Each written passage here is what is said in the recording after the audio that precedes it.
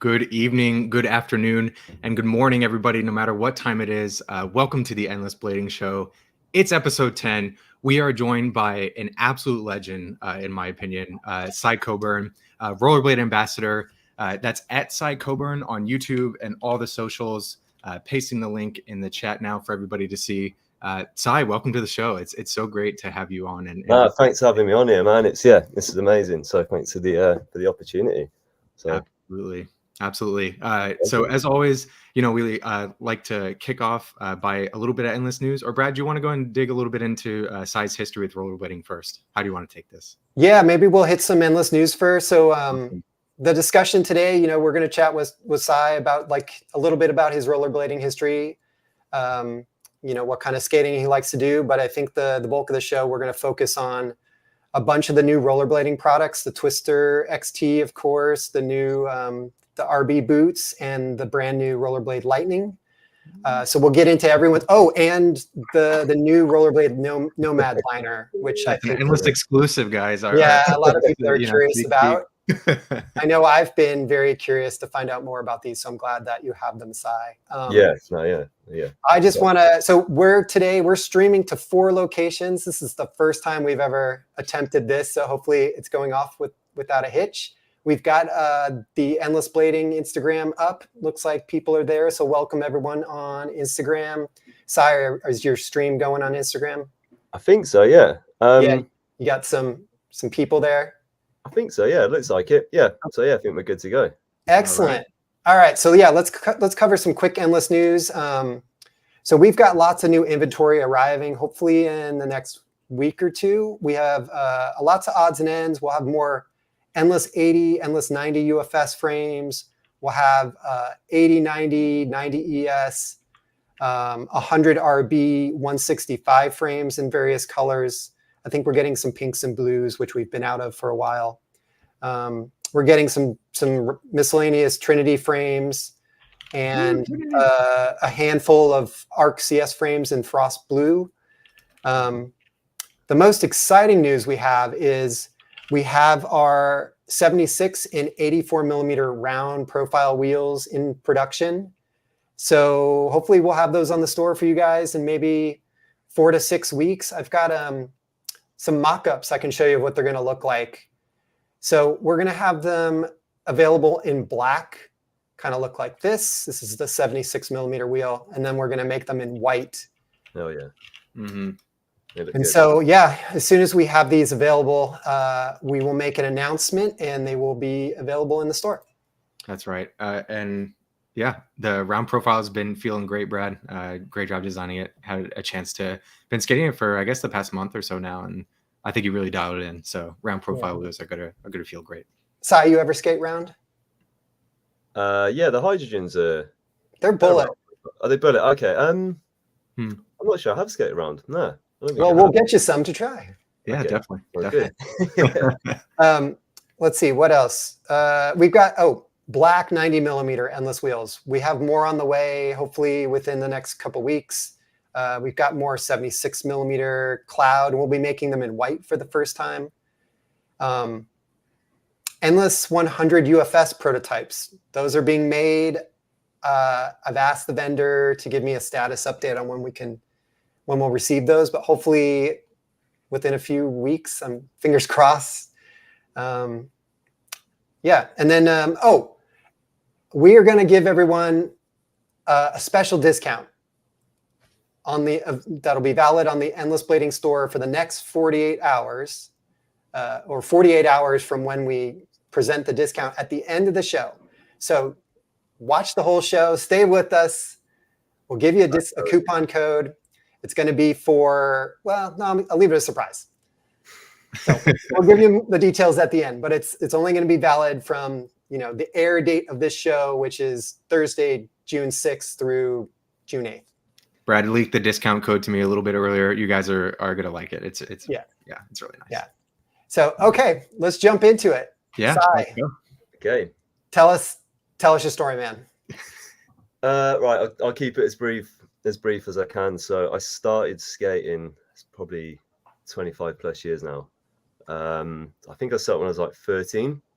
So originally started as an aggressive skater, I think that took me up to about the age of, I don't know, 35 maybe, that sort of age. That was my life, aggressive skating. That's all I wanted to do. Like no other type of skating didn't even come into it. It was just so dialed in and focusing on that. So obviously as you get older, things start to change. Your body starts to hurt a little bit more. You can't really take as big slams. How old are you now? I'm 40 now, the big 40. Yeah. Yeah, hell yeah. Still young, still young. Are you feeling it yet? No, not at all. It's like I'm literally feeling like the best I've kind of ever felt, really. So Yeah. That's I'm great. really surprised that, because 20 years ago I probably would have not thought I'd be feeling like this. So What's the secret of still skating in your 40s? I think the key is to still skate regularly, and I'm also really lucky that at my work we have a gym and a PT, so it's all free. Yeah. So I've learned a lot from that. So I'm pretty much gymming it like 5 days a week, pretty much. Oh wow.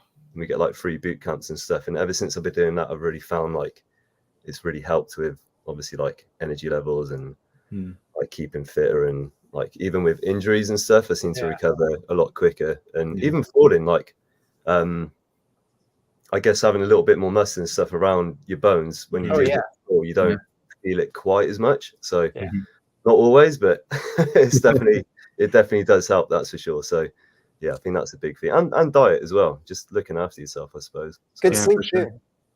Yeah, good. So 100%. So I think that's my biggest thing. If I don't get enough sleep, that really like gets me. So yeah. So any recommendations for exercises for skating? I actually started doing a lot of running recently. So that's kind of helping. But I'd say leg exercises. So like box jumps, squats, lunges, all that sort of thing. That seems to really kind of help, especially strengthening your knees up. So yeah, for sure. Yeah, but box jumps are good for jumps. If you want to like be able to jump high, that's the one. So yeah, it makes sense. Yeah, I think I never really understood this until I got injured. You know, I broke my knee 4 years ago, and it's taken a lot of physical therapy to get back to an activity level that feels good. I mean, definitely the original knee was a lot better than the broken knee, but or the repair, you know, the healed broken knee. But yeah, strength training has really, I've realized how important it is, especially as I get older. Like I'm going to be 49 this year. So I noticed in my early 40s, that's when things really started to like, there's like a switch that flipped. Right. Oh man. So you have to tell me when you hit like 43, 44, if you feel that. I'm sure I probably will. So, because I broke my knee, man, I think it was about 12, 15 years ago, something like that. I actually broke my patella in half. Oh wow. I still get issues with that. I mean, that took me ages to kind of recover from that. That's what I did. Yeah. Oh, was it? Yeah. Yeah, and that was like I always used to get a pain across the front of my knee every time I went skating or like bent down. I've noticed even these days I can't really bend it quite as much as what I can on my left knee, but I don't really get any pain, which is good. No, and do you think that's due to all the strength training that you've been doing? Yeah, 100%, man. Like, yeah, for sure. So, and maybe just keeping it loose and active probably helps, because I think when I was doing aggressive skating, you're not really actually skating around that much. Right. You're just going back and forth, just doing tricks. So I think now kind of got into like the big wheeling side of it. There's a lot more movement in my knees, and I think they probably just strengthened up my knees a bit more just from skating more, you know what I mean? Just actually like skating from A to B. So yeah, and would love to hear about that transition side in terms of, you know, like you said, all aggressive till 35, right? And then switched over. What has that transition been like, and what is that? What kind of skating are you into now? So So the main reason that happened, I blew out my good knee. I went to the hospital and stuff. They weren't really sure what had happened. I hadn't broken anything. I think they were just like, it's kind of like ligament damage. I didn't tear anything, but they were just like, you just need to kind of rest it. Yeah. So I think at that time I just got on rollerblade. So I'd been given like a pair of aggressive skates, and then because my knee was bad, obviously I still wanted to go out skating. And I was like, I remember seeing what Danny was doing and stuff on his big wheels, and I was like, okay. I was like, there is actually, you know, you can do stuff on other skates. It doesn't have to just be like aggressive skates. So I asked them for a pair of the RB80s, the red ones. Yeah. And it's literally the second I put them on, I was just like, A, the comfort, Yeah. I was like, whoa, these are like stepping into a cloud. Yeah. B was how light they were, and C just how much fun they were. Yeah. And I was like, I was skating around. I was just like, I've got no pain in my knee. And then at the time, there's a big skate park by me called Rush, which is closed now, but it's a big indoor place. So I was going up there just to kind of like basically just do a bit of rehab on my knee. Right. Instead of taking my aggressive skates, I was taking big wheel skates. Yeah. And just because I like skating fast anyway. And as soon as I put them on, I was like, whoa, I was like, this is like a different level of speed. It's almost like uncontrollable. Right. So I think that's when it kind What of size started. wheel was that set up? What's that? Sorry? What size wheel were you skating on that? That was 80 mil. Yeah. So yeah, just bog standard 80 mil. And it was just like, I think it kind of rejuvenated my skating a little bit. That's how I felt. I was like, it felt brand new again. Right. And I was like, whoa, I was like, what's this feeling of like these things on my feet? And then it was just like jumping stuff. And I think it was having to think different about tricks. So for me, it was like, you know, before we're grinding, it was just like back and forth. You'd get to the top of a ramp, you'd kind of wait your turn and keep going back and forth, grinding a box roll. Whereas this, I was like, I can't really do that anymore. So I was like, kind of had to think a little bit different to what I was doing. Yeah. I was just looking at the whole landscape of the skate park different. And then kind of eventually was like, okay, I'm going to take this into the streets. Lockdown happened. And then that's when I was like, I'm just going to skate every day, everywhere. Because that's all you could do. So, and that's kind of where it started evolving more from there, was just being out on them more and more. And then when I was trying to put my aggressive skates back on, they just felt so slow and sluggish. So I was like, yeah, it was like not painful, but it's just like, it just didn't, I don't know, it just didn't click as much. Yeah. And I was like, I'm having so much fun just being out, even if I'm not doing tricks, just skating. Right. I'd never had that experience of just going out and being able to just enjoy the art of just rolling about. Yeah. I was like, you can do it all with these. You can do tricks and you can just go out and just cruise. So yeah, how that kind of happened. But I've still got that aggressive skate mentality with some tricks. Sure. I don't think that'll ever like leave me. No, and it's obvious in some of the crazy tricks you do in your videos, right? It's very aggressive inspired for sure. Yeah. It's like, sometimes I'm like, I'm not sure I can really do this gap on free skates or urban skates because I'll probably just like shatter. But that's why I have to be like, okay, just like, chill it out a little bit. So for sure. Yeah. Well, yeah, I look forward to seeing you dropping hammers at age 60. Maybe. I'll have wheelchair wheels on by then. You'll have some cybernetic knees or something. Hopefully. Maybe. But that's it. Yeah, that's the goal, just to keep going as I am, and just, I think, listen to my body as well. Yeah. I don't push it as much as what I would back in the day. Obviously, as you get older, you don't do that anyway. Sure. But now I'm just kind of like, is it worth it? Yeah. So if I know I've got it, I know I'm going to do it. But there's times I'm like, no, it's not actually worth it. So just leave it. So we see, like, on your social media, we see you skating a certain type of way based on the clips that you put out into the world. Mm-hmm. Is that the type of skating that you're doing most of the time, or are you skating just recreationally or for fitness some portion of the time? It's a bit of everything. I'd say more so with the tricks. I'd say like 60% trick wise. And then the rest is probably just like going out cruising. Yeah. I would say so, like 40%. So yeah, I guess most of the time when I go out with my friends, when it's like, when it's just like the lads and stuff, that tends to be because they do aggressive skating still. Right. So that'll be more just trick based, because we'll go down to Bristol for the weekend. We'll look for stuff to skate. Yeah. Like, everyone skates around these days, which is good because we used to drive from spot to spot, whereas now we skate. Skate from But then there's days where I just want to go out if the sun's shining. It's nice to just go out and just actually cruise. So, but then with like Berlin and things like that, that's when I kind of get myself into a mode of like, okay, now I'm going to like kind of work on my cardio with the skating side of it. And then this is the marathon that you're referring to. Yeah. So then I kind of lock into that, and then I'm kind of like finding that I really enjoy that side of it as well. Yeah. It's just like, it's just all of it. I'm just like, yeah, it's amazing.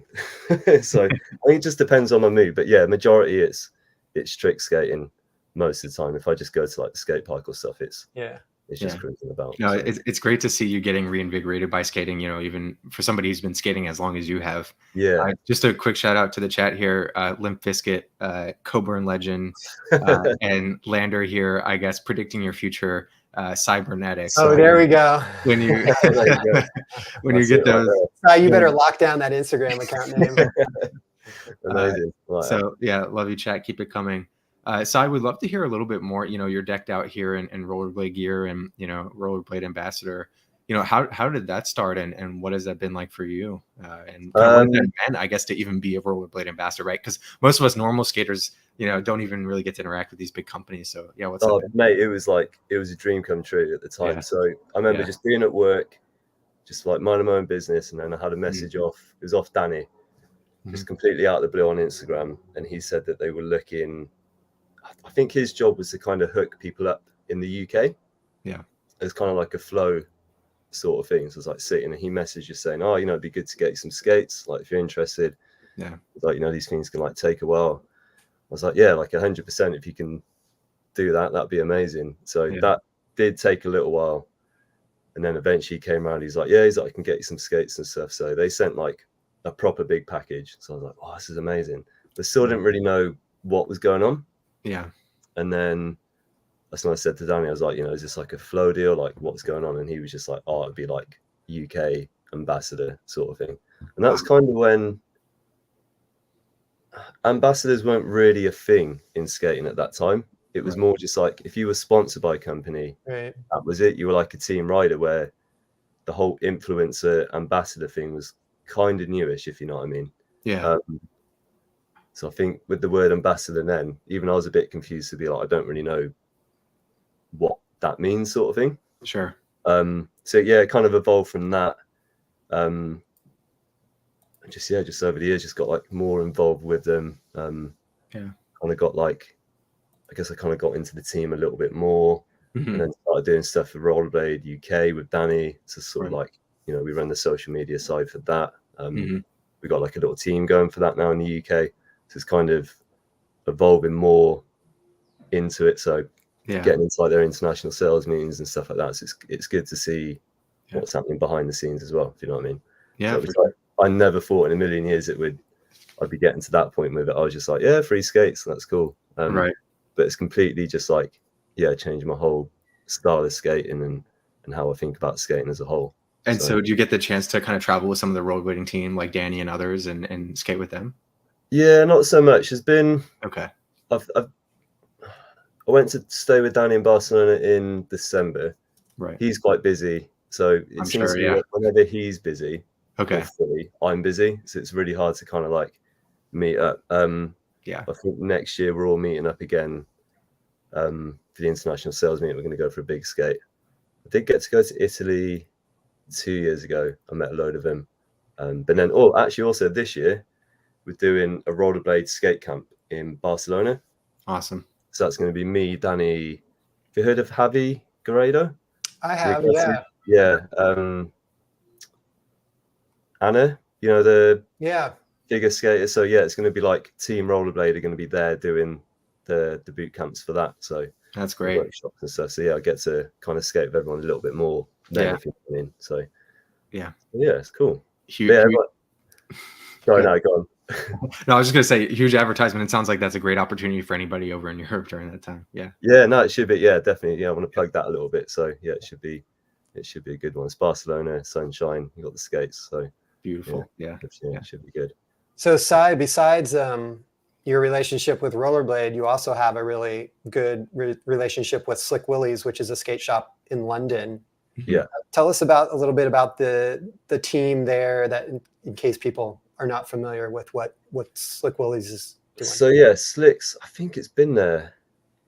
I think it's one of the oldest shops in the UK now. And if it's like 50 or 70 years, I can't remember. I think it might be 50, incredible. 50 years.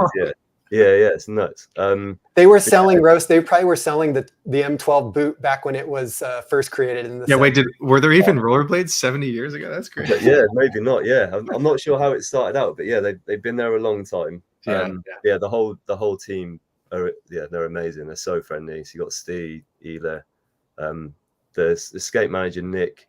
He's more like behind the scenes, but he used to aggressive skate, I think. So everyone in the team is kind of like involved somehow as a skater, which always helps if you got people on the team which are actually doing what everyone enjoys doing, if you know what I mean. Yeah. But yeah, it's just like a hub when you go down there because it's so close to Hyde Park in London. And Hyde Park's like a massive like centre for skaters. Like you got London Skate Life where they're teaching people to skate, so they all go to the shop, and it's just like everyone meets there. And yeah, it's just a really good place to be. So if you ever do get the chance to go to London, you need to go to Slicks because yeah, it's a cool vibe. So yeah, we've had a really good relationship with Slicks, ever since Endless first started back in early 2020. Slicks was one of our first dealers, and all of you guys on the team have been super helpful with testing out lots of my products. Yourself and Steven and Ela and Yarrow all have Yeah, man, shout out to all of them. They're all super amazing people. They're always there to help you out and stuff. So they're amazing to skate with as well. So it's kind of like it's a win-win, really. Yeah. So. Well, let's jump into some gear talk. Yes. Maybe we can kind of go back to, you were talking about this transition in your skating during, like, I think in the early pandemic, right? Where you started getting into big wheel skating. Yeah. Tell us a little bit about, like, what type of setup, what was your first big wheel setup? And then how has that setup evolved up to now? Okay. So I would have started on the RB80s, so it would have just been a bog standard 80mm setup. So at that time, I didn't really know too much about like big wheel skating, I suppose. Even to the point of like what edges were. I never used to think about that. Skating. There's no edge on an aggressive skate. Yeah, exactly. So you like, because you'd be so focused on doing a trick, you just like, as long as I can make it up to that trick, you don't really think about what your feet were doing. Right. So yeah, it was a bog standard 80mm setup. Do you have an RB80 with you? You got the RB boot? Yeah, I've got it's the same as the Pro X. It's exactly that. Wow. So Nice. it's just like, this is just like a more modded version, basically. Yeah. But yeah, it just had the standard 80mm, 80mm setup. I didn't alter it at all. I just skated it bog standard. Luckily for me, like, this isn't like a biased thing because I'm on rollerblade, but genuinely, like, I find the skates really comfortable anyway. Yeah. Like, I wouldn't skate a skate if it wasn't comfortable on my feet. Right. And that was kind of like the first thing I was noticing with these sort of skates was just the comfort level. So luckily I didn't have to change anything. Are you skating the stock liner? Yeah, I've always skated stock liners. Yeah. Rollerblade stock liners are so good, Brad. We talk about this all the time. Yeah, I think they're some of the best. They do kind of pack out over time, but yeah. have you ever replaced the liner, or do you? No. No. I'm weird. I just like, I don't know, it just seemed to just stick it out somehow. Well, maybe you're going to end up replacing it with this new Nomad liner, which we'll get to. Yeah, exactly. Yeah, so kind of excited to try that. But yeah, started off with the bog standard sort of setup, and then I'd kind of heard about different setups, but I hadn't really looked too much into it. I knew about rocker systems and stuff like that, but I thought that was just like wizard blading. It was like mushroom blading back then. Do you know what I mean? Yeah. So I don't really think too much about it. But then it was Silver Surfer, Brett. Yeah. He was talking about Endless to begin with. Brett's in the chat on Instagram, I think. I saw him. What's up, Brett? What's up? I think he said hi, Ginge. Oh yeah, of course he did. Yeah, what's up, Brett? How you doing, man? So yeah, he first mentioned Endless, and he was Good like, man. I think he had a set actually, and he was just going on about like how good they were, blah blah blah. And then that's when I think he was like, oh, you know, reach out to Brad. I think I did, or maybe he reached out to me. I can't remember. And then I don't remember actually. Nah, I'm not Who sure. contacted who? We could probably go figure it Or out. maybe Brett contacted you to contact me. Maybe I don't know. I had been in contact with Brett early on. Yeah, I might have reached out to him. yeah, because I think I would have felt cheeky messaging you, being like, "I don't know you, you don't know me. Can you give me frames?" Dude, people do that all the time. Yeah. So then I think that was kind of the first time I tried any sort of different frame. Was the pink. I think they were a 90 mil. Yeah. So that was the cyberpunk pink. Yeah, that on the thumbnail for the video, or on the post. Yeah. We posted a picture of Cy with those. When we first released the cyberpunk pink and Tron blue frames. Yeah, I sent you a set of the pink ones. Yeah. So I was like, I had this idea of making pink frames, and I don't think there was really any pink frames on the market. And not like that, no. Not like that. And so what was your thought when I was like, Cy, I'm going to send you some pink frames?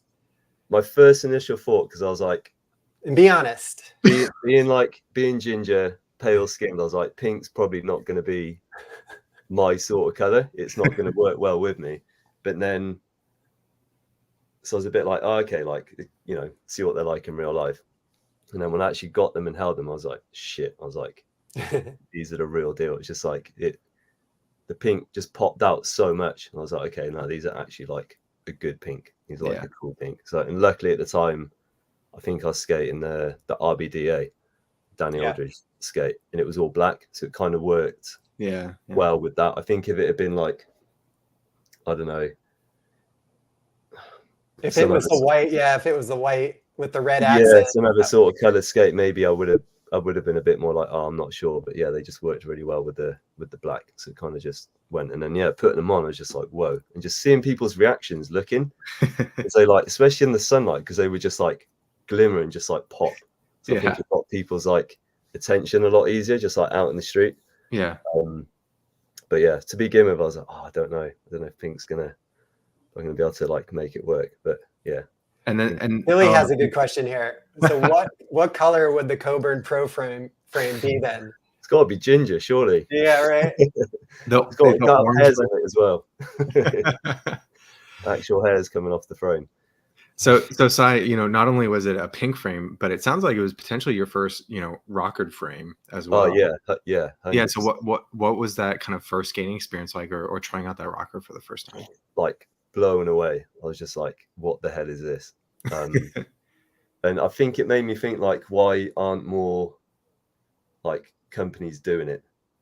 I think that was my thought. Like, not just like frame companies, but like brand companies. You know what I mean? Yeah.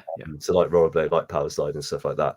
Yeah. And it was just the difference. Just like, first of all, it was the noise they made. Yep. It was like having like jets on your feet. Yeah.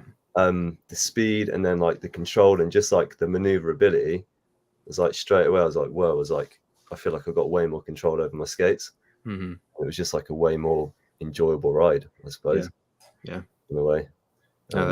Have you? Daniel was asking if you've ever tried any other rockered frames. Is your only experience with rockered frames to date been the Endless, or have you tried anything else? I tried, yeah. So Endless. I had a brief go. I can't remember what frames they were. It was a 5-wheel frame. I couldn't tell you what they were. This was a few years back. And I mean, that must have literally been for like 10 minutes. Mm-hmm. So it's kind of, I didn't really get to test them, if you know what I mean. Right. And I tried yo-yo for a little bit. Okay. Yo frimes. But again, that was just, I think that was a 90 mil.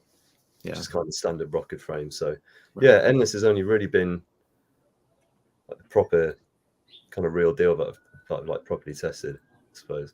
Yeah, Brad, I think actually Daniel was even asking a little bit earlier in the chat about the flow frame, which I think is a Rollerblade product kind of in the pipeline. Not sure if it's quite out yet. I think it's out, right? It's a five-wheel frame designed for wizard skating. Yeah. So I've not I've not tried it yet, so yeah, Mhm. it's kind of hard to comment on that. But Right. yeah, I've never really delved into the whole 5-wheel thing. So You I could think try I'm an still arc CS. Yeah, man. yeah, maybe, yeah. I don't. I mean, it's a super fun frame. I don't think you would find it something you would skate all the time, but Yeah, I think you would have fun on it. yeah, This is a good segue. So Mm. I was going to ask you. So besides the 4x90, 4x80, 4x90 setup, yeah. what else? What else have you skated? First of all, and then I think this is going to lead us to the Swan frames. Mhm. Yeah, so it's probably my favorite frame. Oh, actually, I tried 4x100. frame. I tried compass frames, but that was just I don't think they were rocketed. I don't think they are. Nah. So sorry, what did you say before? It was What other frames have you given a try? And I think we were eventually getting to the Swan frame, which it sounds like you tried and enjoyed. okay. Yeah, that was it. Yeah, so you were on 4x80. Then Yeah. then you tried the endless 90 with 4x90. Mhm. Yeah, I think No, I tried. no the 4x100s. Nah. So I did. I think it was 4x90 endless, 4x80 Mhm. endless. Which the difference between those I found was just the maneuverability a little bit. So I found the 90 was really good for like going that little bit quicker, but for more kind of like quicker, sharper movements, the 80 was a bit more agile, which was kind of good for like trick skating. So Yeah. this I guess this kind of leads into the Swan frame a little bit. Yeah. Where Oh, I should add you were a big part of the development of the Endless 90 UFS frame that we made. oh really? Yeah, remember? You skated those things. Okay. What With the sliders? Oh, with the slide? Yeah, of course. Yeah, I completely forgot about them. Yeah, sorry, I thought you meant the pink one. Yeah, no, yeah, and the UFS ones. So yeah, I was sticking them on my blank skates. Mhm. And again, yeah, that was a completely different feeling altogether. Because I think we originally tried. Didn't you have those little sliders? Yeah. The little tiny ones, and then I don't think anybody ever saw that. Okay. Yeah. And then you introduce the full frame, right? Slider thing, yeah, and it was just like, it was just like whoa. But yeah, that was a cool experience. Yeah. And were you skating that 4x90 or 4x84? I think it was 490. Fully rockered. Yeah. Nice. Yeah. So it was good for like. It was good for like a different type of skating. It was really good for having an aggressive set. I might have it here. Where you could skate around from like A to B. Yeah. Because I think at that time maybe we were just coming out of lockdown. Right. So like we were able to get about a little bit more. So it was quite nice to have that ability to actually be able to do like solid grinds whilst being able to kind of skate around.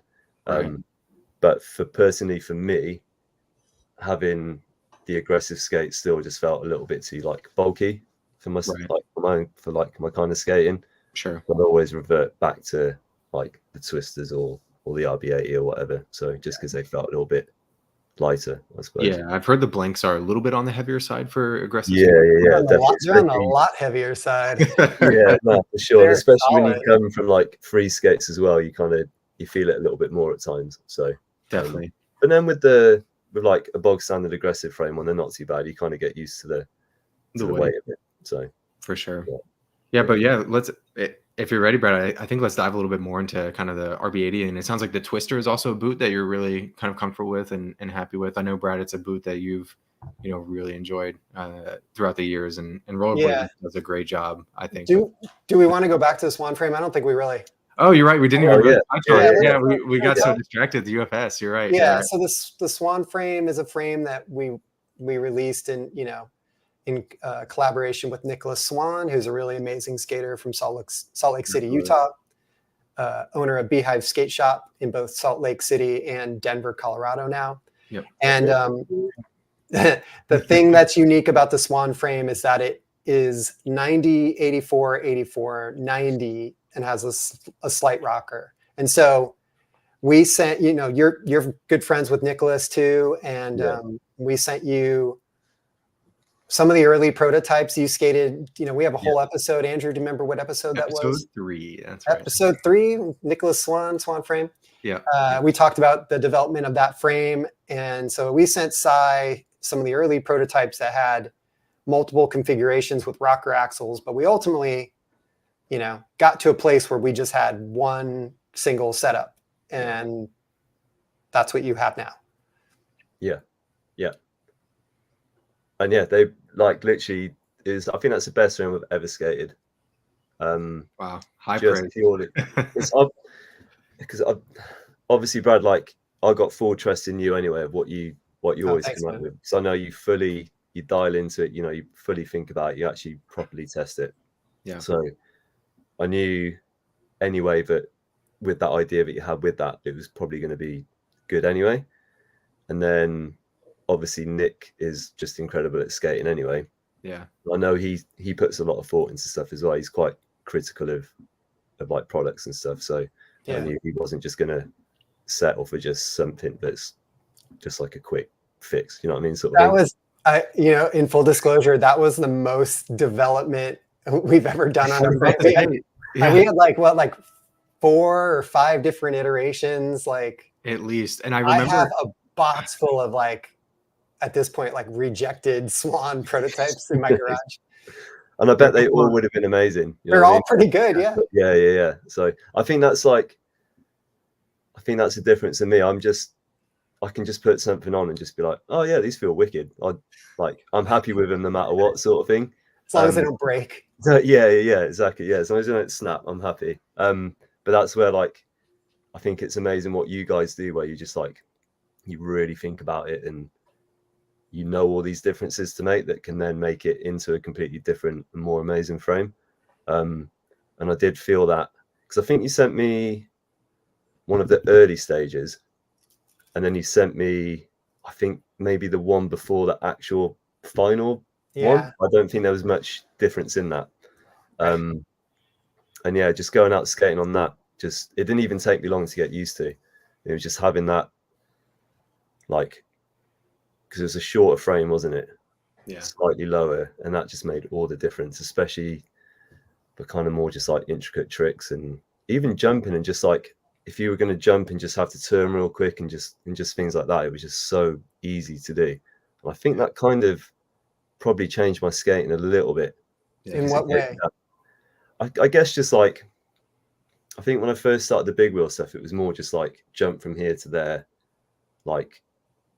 kind of just A to B stuff, not really getting too creative with it.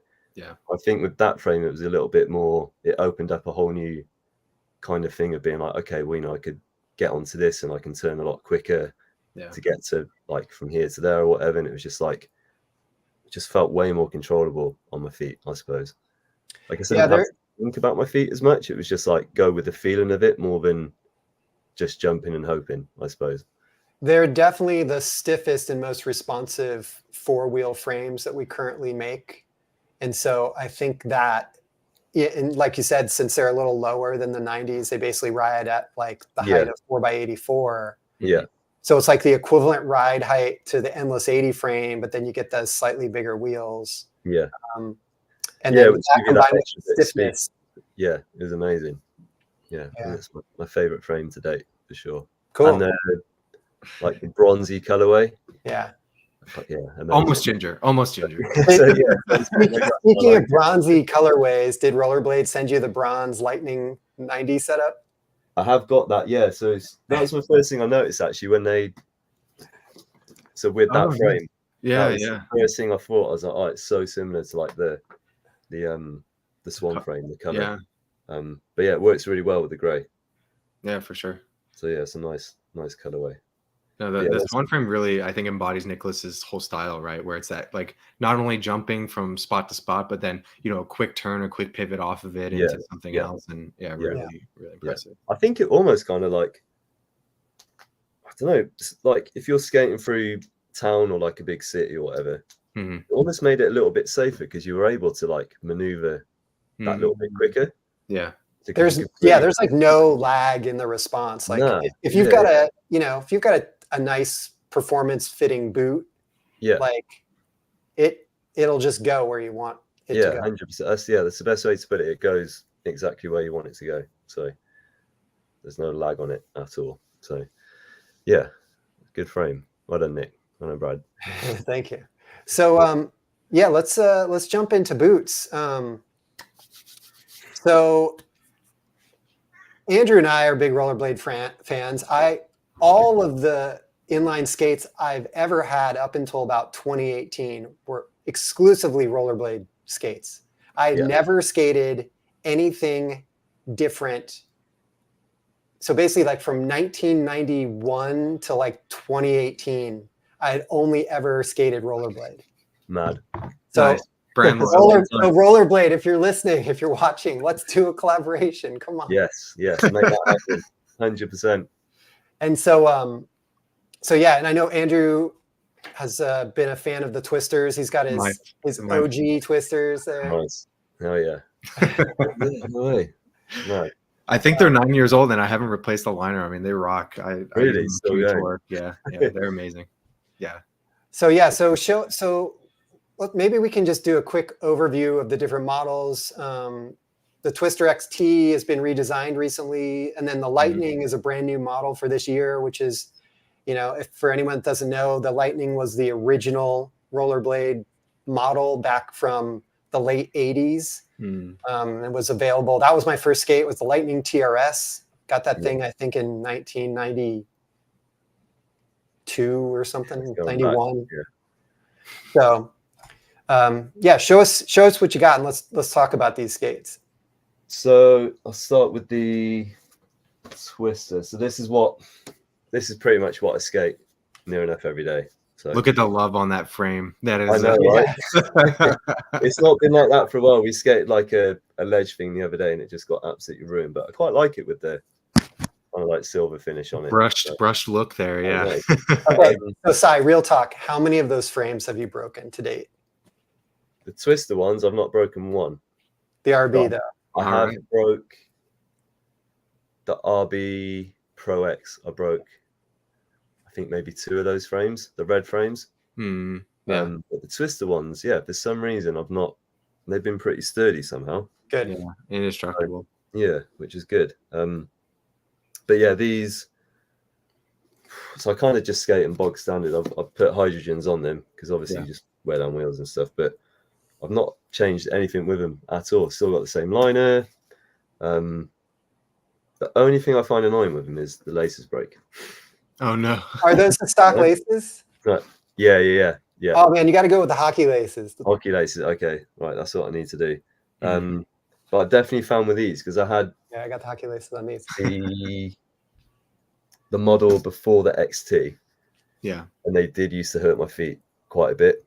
The Edge, right? I think it was called Twister Edge. Yeah. So these are like. This is a Twister Edge boot with an XT cuff on it.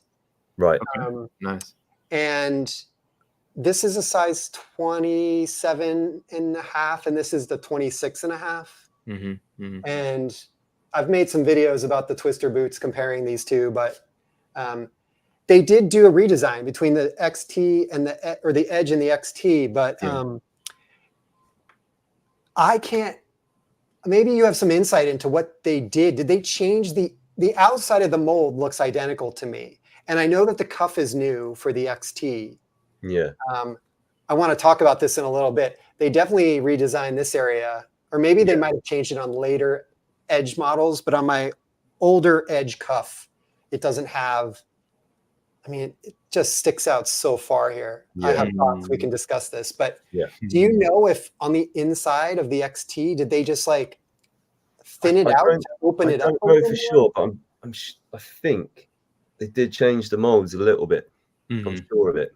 Yeah. So don't hold me to that, but I'm pretty sure I remember hearing that, but they had changed it because they were aware of what was going on with the Edge being so like.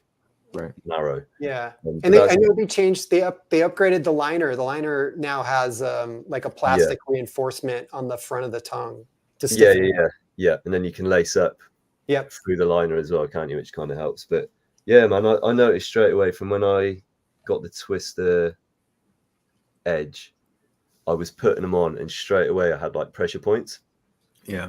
I would kind of just like fight through it, and over time it wouldn't be too bad. But when you kind of just put up with it, and then the second you release the buckle, you're just like, oh my god, it's like you kind of realize how tight they were. Yeah. With XT, I remember trying them on, and I was just like, my god, I was like, these just feel way much better. And I still had the same size, so I had UK 8 edge, and because I always stay true to my size, an 8.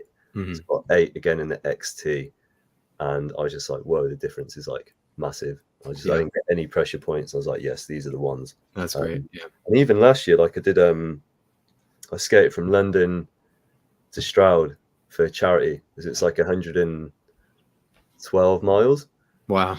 So I did that in a day, but I used in one day. Yeah, one day, but I used a brand new set of Twister XTs, like fresh out the box. Yeah. So I was just like hoping I wasn't going to get any blisters, and I didn't at all. And I was like, okay, yeah, these skates are like, these are legit. So that's some high praise. Yeah. But yeah, the comfort, they did a good job on that for sure. I feel. So this is an interesting factoid about the liner. I guess the old Edge model, he calls it has a push label on the cuff, and the new one has a pull to prevent accidentally loosening the cuff. Do you know what he's referring to? On the strap there? On the cuff strap? Yeah, I mean, I'm not sure. No, I'm not sure. I'm not sure what that means. Or the buckle? On the buckle itself? Push label. No idea. Yeah. I'm just going to open it. Yeah, they're not referring to this little release guy, are they? I think they may be. Like this is a push and the other one's a pull. I don't know. I don't know. This one's got a push. Yeah, the cuff buckle release. It's got a button. I'm not sure. So Sako, if you can. Yeah, Sako, not sure. Okay, yeah, the cuff buckle release. Yeah, mine says push. I don't know what your guys says. Oh yeah, he said the cuff buckle release. Yeah. Oh, mine says push too. Huh? Little color guy. Yeah, mine says push. Yeah. Yeah. All right, we all got push. Yeah, push cool. Oh, I'm right. I'm with him now. Yeah. Nice. Wow. Yeah. So you skated 110 miles in the Twisters. So they're comfortable. It sounds like the RBs were also comfortable. Is there anything else about the Edge that you just find you really kind of really like? Oh, you're talking about this. Okay. Yeah, mine does say pull. You're right, Saka. I think the shape of the skate. I like how the Twister looks. Oh yeah, for sure. It looks good from every angle. Like the look down, is nice and narrow. Like this boot is iconic. I mean, it looks good. Yeah. Like this is going to go down in rollerblading history. It was one of the best looking skates of all time. Yeah, it's nice. Yeah. I've always been a real big fan of the rollerblade hardware. Like the latches always feel very solid. They don't seem to break. I've never had to replace them. No. The ratchets themselves always feel very solid. Yeah. I think like I've battered mine. This is my second set, and even though I think with the Twister they always look worse than what they are. Once you get a few scratches on them, they look more battered than what they are. But yeah, they're definitely hard wearing, sure. And I've not had anything split or nothing like give way or anything like that. So they're a hard wearing skate, that's for sure. I would say, how do you feel about the cuff height? I would say if I had any criticism about this boot, it's that the cuff. So this is the 26.5. I don't know if guys are going to be able to see this. Let me see if I can just like grab my other boot here. So this is one size difference. You can see how this skate is a little bit taller in the cuff. Yeah. I find that, and obviously I've got the Intuition Premium in the one on the left here. And so that gives me a lot more support. Yeah. I was finding, and then from the back, I mean, you can just see how much this is such a lower V cut. I was finding the stock liner just has a ton of ankle mobility. And I had gotten so not used to that skating the FR1 with Intuitions in it. How do you find that ankle mobility? Now you come to mention it, I guess comparing them to like the Pro X, they do feel a little bit lower, but I don't know. There's never been a point where my ankles felt weak or it's felt like it's too much. I think maybe over time they get a little bit. Obviously, plastic kind of like eases up anyway. Sure. I remember with my last set, the cuff was getting quite loose. Yeah. So especially like landing on gaps, I could feel kind of like the skate kind of like bowing inwards maybe a little bit. Mm-hmm. But other than that, it's I don't seem to have too many issues with it really. But I get what you're saying. It does feel quite low when you actually think about it. Your cuff height is also tends to prefer pretty high, Brad. I'd say. I'm tall, so and I'm often skating 3x110. So maybe that time when I can't remember when I first got these, if I had skated them 4x90 or 3x110, but yeah, definitely if you're skating them just like 4x80 or even 4x90, the stock cuff is it's fine. I think maybe that's one thing I did notice when I did that big long skate, because I did that was with 3x110s. Mm-hmm. I think by the end of that, I think my ankles were hurting a little bit, but I don't know whether that was just a case I think it's a liner. Being on a higher frame as well, and just the fact I just skated 110, 112. A bit of everything. Yeah. So, I don't know. I've talked about this before, but my favorite feature on this boot, and this is why I think it's so amazing, is they've created this, what they call the anti-torsion box structure. Yeah. So they've kind of, you can see it from the side. They box out, the whole base. Right. And so it keeps the boot from twisting yeah. about this, see if I can point, this axis, through the center of the boot. Yeah. So it keeps the boot stable. Like you can't, if you take an FR1, you actually can you can twist it a little bit. Twist it around, right. And it's like, you don't consciously think when you're skating, oh, my boot is twisting, but it translates into like a solidity and a responsiveness. And I don't know if you've noticed this, Sai, with your knee injury you've had in the past, but I actually feel less knee discomfort skating this boot than I feel skating some of my other skates because it's such a rigid platform. Mm. Yeah. No, 100%. No, I do get you on that. There are certain times where I do feel my knee kind of not aching, but just if it's not, if the frame's not lined up straight or certain things. But I don't seem to get that so much with the twister, and maybe it is because it's more rigid. Turns out the twister doesn't twist, I guess. So go for it, Brad. Yeah, let's come back. So I was bitching about this. Let's see. I think. Oh, the side cuff or the side. Yeah, this buckle protector. Yeah. My ankles always hook up. Do you get that? Yeah, I do get. Sometimes obviously if your feet are too close together, but there has been a few times where it's kind of clipped it. Yeah. I feel like what they did on the blank skate cuff is better. Like it's a little more contoured. I feel like if they just revise this a little bit and made it more like the blank cuff in this particular area, or just honestly just copy what the FR1 does, which is just they only have a little contoured thing on the top, or is it on the bottom? I think it's on the bottom. Bottom, yeah. I think it would be so much better. Has anybody else in the chat that has this boot? Do you guys have problems with your ankles hooking up?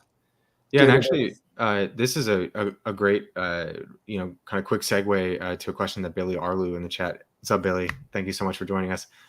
Sai, how much input do you have on product design for Rollerblade as an ambassador? Are you able to kind of pass along feedback or suggest some changes and things like that, or is that not as much of your role as an ambassador? No, I guess not so much my role. I suppose there's been a few times where if there's been an issue with a skate, I kind of make Danny aware or someone and just be like, this has happened, or I think if I've really had something to say on it, I'm sure they would listen. So like I said earlier, I'm so used to just putting something on, just being like, yeah, come on, let's go. And I don't know, it's weird. I just don't really think about it too much, maybe. But then maybe because I've been so used to skating these skates for so long, I don't really have anything to compare them to.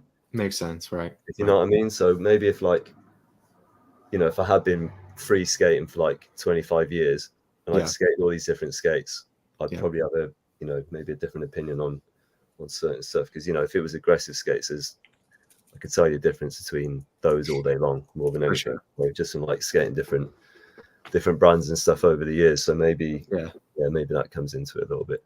Yeah, so, makes a lot of sense. Yeah. And so it sounds like not only or where do you want to go, Brad? Do you want to talk about the Nomad line, or you want to talk about the Lightnings? Because I think we got both in hand from. Do we want to? I want to hear about the Lightnings because I've not seen this skate in person. I really would love to try it, but do we want to touch on the RB at all? Maybe. Yeah, for sure. Yeah, wherever you want to go.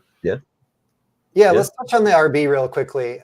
This is so I think in terms of like the product lineup, Sai, correct me if I'm wrong. I think the Lightning is the more entry model, or actually is the RB the more entry model? Where is Rollerblade position those products? I'd say maybe the RB is probably the more entry level, perhaps. Yeah, I would say if my fiance has RBs, that's probably the entry model. And again, correct me if I'm wrong, but I think the RB is a model that Rollerblade did not design in-house, but they're OEMing. It's yeah, that's correct. Yeah, and they're obviously putting their own, design spin on it. Yeah. Because there's a few well, they're not even knockoffs, but there's a few other skate brands where you see it and you're just like, well, that's actually the RB. Yeah, not with the same hardware and wheel package. Right. Yeah. So, talk to us a little bit about maybe the differences that you've noticed between the RB and the Twister and the Lightning. Where do you think that who is that skate for versus the others, and what is it? What does it do well and what does it not do well? Yeah, so I'd say first thing that comes to mind between the two skates is the shock absorption. So I feel there's definitely a better shock absorber in the Twister XT than what there is the RB Pro X. If I'm jumping stuff, it doesn't have to be that high, and I can feel it kind of go through my heels and my back on the RB80s. Yeah. Whereas with the Twister, I don't get that quite as much. It's got that big old shock pad in it, right? I think too. Yeah, which is like it makes a big difference, especially for if I'm jumping off something. So, for sure. Yeah. They call that the shock eraser, I believe. Yeah, it's pretty good. Yeah, so they've managed to erase that pretty good. So I'd say hold up that RB. Let's see that so everybody can know what you're talking about. Oh, this is not my RB. This is my Twister. No, Sai. I think hold up the RB. Yeah. Oh, the RB. Yeah, the white ones, right? Yeah. These skates look amazing. Yeah. But colorways. Yeah, really like the colorways. Actually, Andrew's fiance has an RB. I do. I have a black set. But it looks like, so you're saying it looks like that shock absorber there, just maybe not as kind of absorbent or. Nah, but yeah. This is what I always say to people. I guess not just what I'm doing, but if they're seeing people jumping off stuff with those sort of skates, and then they're like, oh, they hurt my feet. But I always say to them, really, these skates aren't meant designed for that sort of thing. Yeah, they're more designed for just lower impact, off small edges and curves and stuff, which they work absolutely perfect for. Low impact, like Danny Aldridge does. Danny, he skates RVs, right? Yeah. But I feel like he could skate like a Birkin, Dan's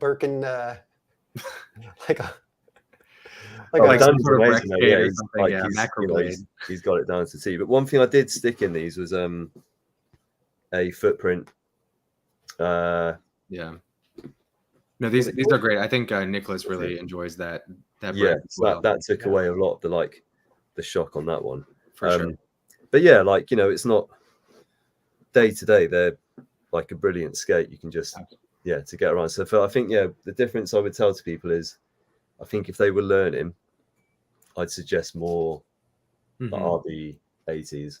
Right. It just seems a bit more of a friendly skate. It looks it looks a bit more, it's weird to put it, but it looks a bit more inviting than what the Twister might, if you know what I mean. It just looks a bit more beginnery. Absolutely. They're nice and lightweight. They look cool. Come in all different colorways. For sure.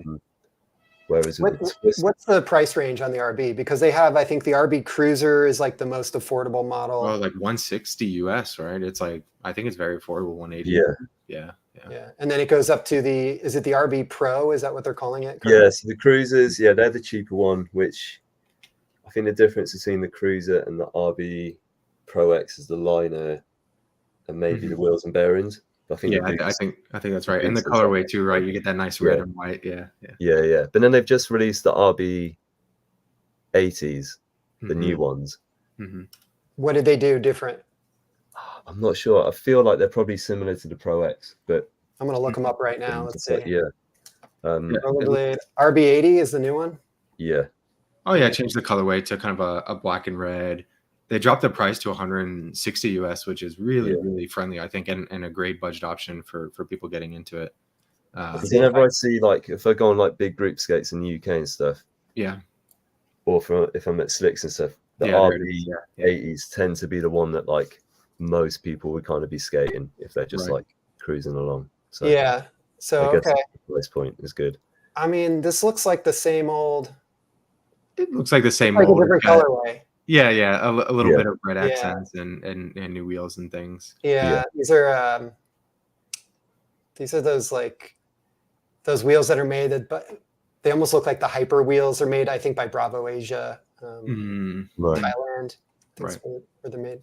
To me, that that kind of looks more like a beginner skate. You know what I mean? It's it kind of screams it out a little bit more than what the Twister would. I think I would suggest a Twister to people whether if they were going to actually take it a bit more serious or whether they're actually going to be like doing a bit more with it, because I feel like it's maybe a little bit more hard wearing. Ever so slightly, but I mean they're both really good skates. I skated the RB80s for like a good while, probably like 2 years before they brought the XT out.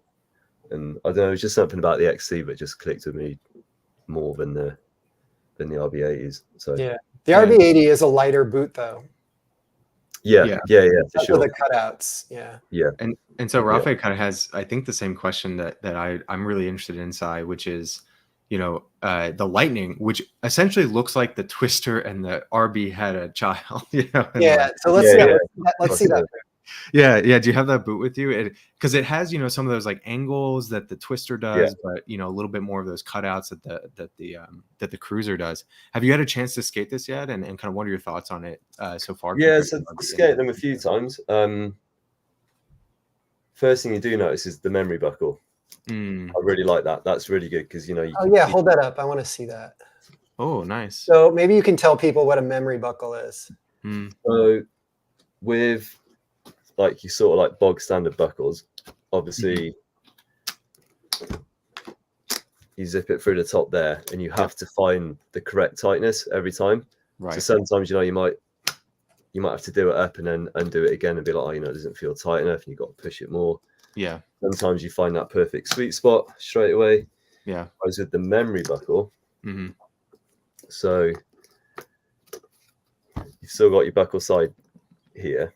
When it latches over the front, you've got these 3 little divots there. Oh, nice. So they latch. And so is it only adjustable to 3 different points? Is that right? Nah, so you've got on the buckle side. It's got like a little mini. Oh, interesting. Thing there, so you can adjust the length of that.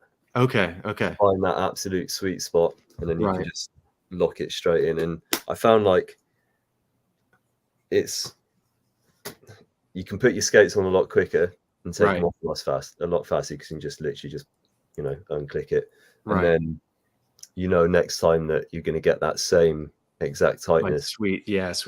What you did last time. So there's been a few times where, like, to begin with, when I first got them, I was adjusting them a little bit just because it's brand new skate, you kind of get used to it a little bit. But now, I've kind of found that kind of sweet spot with them, and that's great. The memory buckle's essentially doing what it's doing and remembering where it was. So that reminds me of my second rollerblade skate. It was called the E80.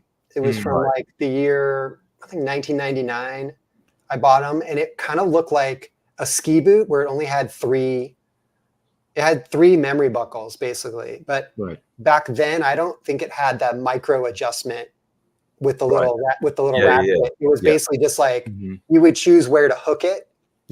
And then it would just be 3 buckles the whole way. And those skates were so fast to put on and off. That's what I really. That was like the first thing I noticed is how quick and easy it is to get on and off. You just Nice. just unlatch it and then that's it. But again, they're saying they've done. You can lace it up through the liner like you do on the XT. So they've still got that. I'm not sure if you can see it. Is that the same liner as on the XT, or is it a little less good? It is different. Oh, can you actually thread the laces through the liner? Yeah, so you thread them through that's like great. you do on the XT. I'm Nice. guessing it's not as low as the. Is it taller? It's hard to tell. It doesn't look like it has as much of a V cut. No, I don't think it has. Oh, I would like that better. Yeah, I don't think it has. No. Yeah, no, definitely not. So yeah, it's definitely more of a V cut on the twister, which maybe the lightnings aren't quite as low at the back. And that you have the same size in both skates? Yeah, but what I found, so I've got UK 8 for the twister, and UK 8 for the lightning, but I found there's a bit of room at the front of the toe on these. I don't know why. So do they do exclusive shells? Is there like a shell size for each size, or is it like a dual size shell? I think so. Yeah, that's what I'm trying to find out. Because I'm not sure. I can even see I can almost see the space between the end of the boot and the begin and the end of the liner. I see. So yeah, I'm not sure what's happened there. So I feel like I could probably size down to a size 7 on those, to be honest. Are you planning to get that from Rollerblade? I'm gonna try. Yeah. Yeah. Definitely let us know how that works out, or if you find that it's too tight. Yeah. Sako has a good point regarding the differences in the liner. He's saying maybe that the taller liner is to give more support for 4x90, and that would make sense. Given my experience on 4x90 with the stock Twister XT liner. Yeah. Yeah. No, they do feel more supportive, I'd say, for sure. So they definitely feel like they lock up a little bit tighter, and they just feel a bit more supportive. And I feel like you can get the 45-degree strap a lot more tighter as well. You can really, really do nice this one up. Yeah. Really lock your foot in with that one. No, I think that strap is super important. How stiff is the shell compared to the Twister XT? Does it feel as thick? No, I'd say it's a little bit looser, because I remember with the XC, when you first get it, it feels quite stiff. Yeah. It takes a few skates to break in, whereas I felt with this one, it felt quite soft to begin with. It felt just like not worn in, but just like it felt like it had a nice bit of movement to it. So I remember that with the XC, it kind of felt they were quite stiff to begin with. What's the cuff look like on that? Maybe we can. So it's riveted on. Okay, so no adjustment on the cuff, just a rivet. No. That's like the original Lightning. Right. It looks nice and clean though. It looks it's really lightweight as well, especially for like a 90mm setup. These feel really good. Yeah. Would you say that cuff is it as stiff or less stiff than the cuff on the Twister? I'm going to go with a little bit less. Yeah. Not much more, but just a little bit less. So, gotcha. This one just looks like it's thicker. A little bit, yeah. I'd say like twisters are like little tanks. Yeah. Proper, just like stocky little skates, just like ready to go. Whereas these are a bit more, not as like tanky. And so, Sai, I don't know if you have any insight into what's next, but Luis has a great question here. You think there's any chance these memory buckles make it into other models going forward, or I don't know. know. Yeah, I'm not sure on that one. So it would be good to see. Yeah. Yeah, it definitely seems like maybe a testing ground for Rollerblade. Yeah, I'd imagine that's probably what it is. So yeah, for sure. I imagine they'll probably like have the option still with both. Do you know what I mean? For sure. On different models, but yeah, it seems to be working great so far. So yeah, what's been your skating experience so far on them? Do they feel kind of like the RBs? Do they feel kind of like the Twisters, somewhere in between? Or I know it's a 90. I know it's a 90mm setup, so it's a little bit hard to compare. Yeah, I'm just trying to think. I'd say Yeah, probably in between. That was the first thing I did notice was is it's a 90mm setup. Right. So I'm trying comparing them to the endless frames here, so it feels completely different. Right. And because I'm skating the stock twister frames at the moment, my wheels are so worn down. It's almost like having a rocket frame anyway. Exactly. Yeah. So go into the 90, they do feel a little bit different, but I mean, give it like half an hour, they kind of feel a bit more like you can, move a little bit more better on them. For sure. So yeah, there is a difference to begin with, but no, they're feeling good. So I'm quite confident with those skates. Yeah. And Brad, sorry, you were about to say something right before we were talking. I was just going to ask. I'm just looking at the boot here on an Inline Warehouse. It does look like the Lightning 90 is at $249 US, and the Lightning 80 is at $199. Yeah. And so, would we say that Rollerblade, the RB 80 was at 160? 160 basically. So right. So yeah, they're kind of in between the 80 and the 2. Yeah. Right. Yeah. And then a Twister XT is currently sitting at looks like a sale price. Inline Warehouse has them on sale right now for $279, so $280. Yeah. So it looks like maybe I'd be curious to know where they're getting them made. I wonder if the factory that makes the Lightnings is a totally different country than the factory that makes the XT. I believe the XTs are made in Vietnam. Right. I don't know. Yeah, I don't know either. Or it might be. Oh, I'd have to check my box, but that's the deep cut Brad knowledge of where stuff is made. I mean, it says it right on the box, but yeah, true. But I would think if it's $100 different or more than $100 price difference, yeah, true. It's got to be a totally different factory. But it's a sweet new mold, right? And I think Rollerblade probably owns this one. It looks great. Yeah, the more I'm seeing them like on social media and stuff like that, the more I'm really liking how they look. So yeah, for sure. I mean, I feel like Rollerblade has always made a good looking skate. I mean, always, yeah. I feel like the Twister really was pushing it aesthetically in terms of like really taking a risk and going for something bold. But all their models in general have always been kind of like, yep, that looks like an inline skate. You know? Yeah. I've heard a lot of people say as well with the XT, especially aggressive skaters, are like they'd love to see it as an aggressive skate. They're just like, if you stuck a sole frame on that, they'd be like, yeah, it'd be amazing. So, they totally should. They totally should make a UFS version of the XT, but they're never going to because no. Because the blank tank. Yeah, the blank tank. Do you know, Sai, if what was I going to ask? I totally forgot. Let me see if I can jog my memory here. UFS frame system. Something about the Lightning. Oh, why? Do you have any insight into why Rollerblade just didn't make a retro-inspired Lightning? Brad. No, but I mean, look at like Impala, right? Yeah. If you look at here, let's pull it up real fast. I think this is just like Brad's like independent dream that his 90s skate gets like the treatment, the modern treatment. No, here, let's look at this here. All right, bring it up. All right, so here's the Barbie skate. This is the Barbie skate. But this skate is like, with no excuse, is trying to be a ripoff of the early Lightning. This was an open mold. Like, I think the Razor's Colt is based on this same mold. Like, Andrew, you and I could start a skate brand, right? Well, I got a skate brand, but we could make an endless boot using this same mold. Right.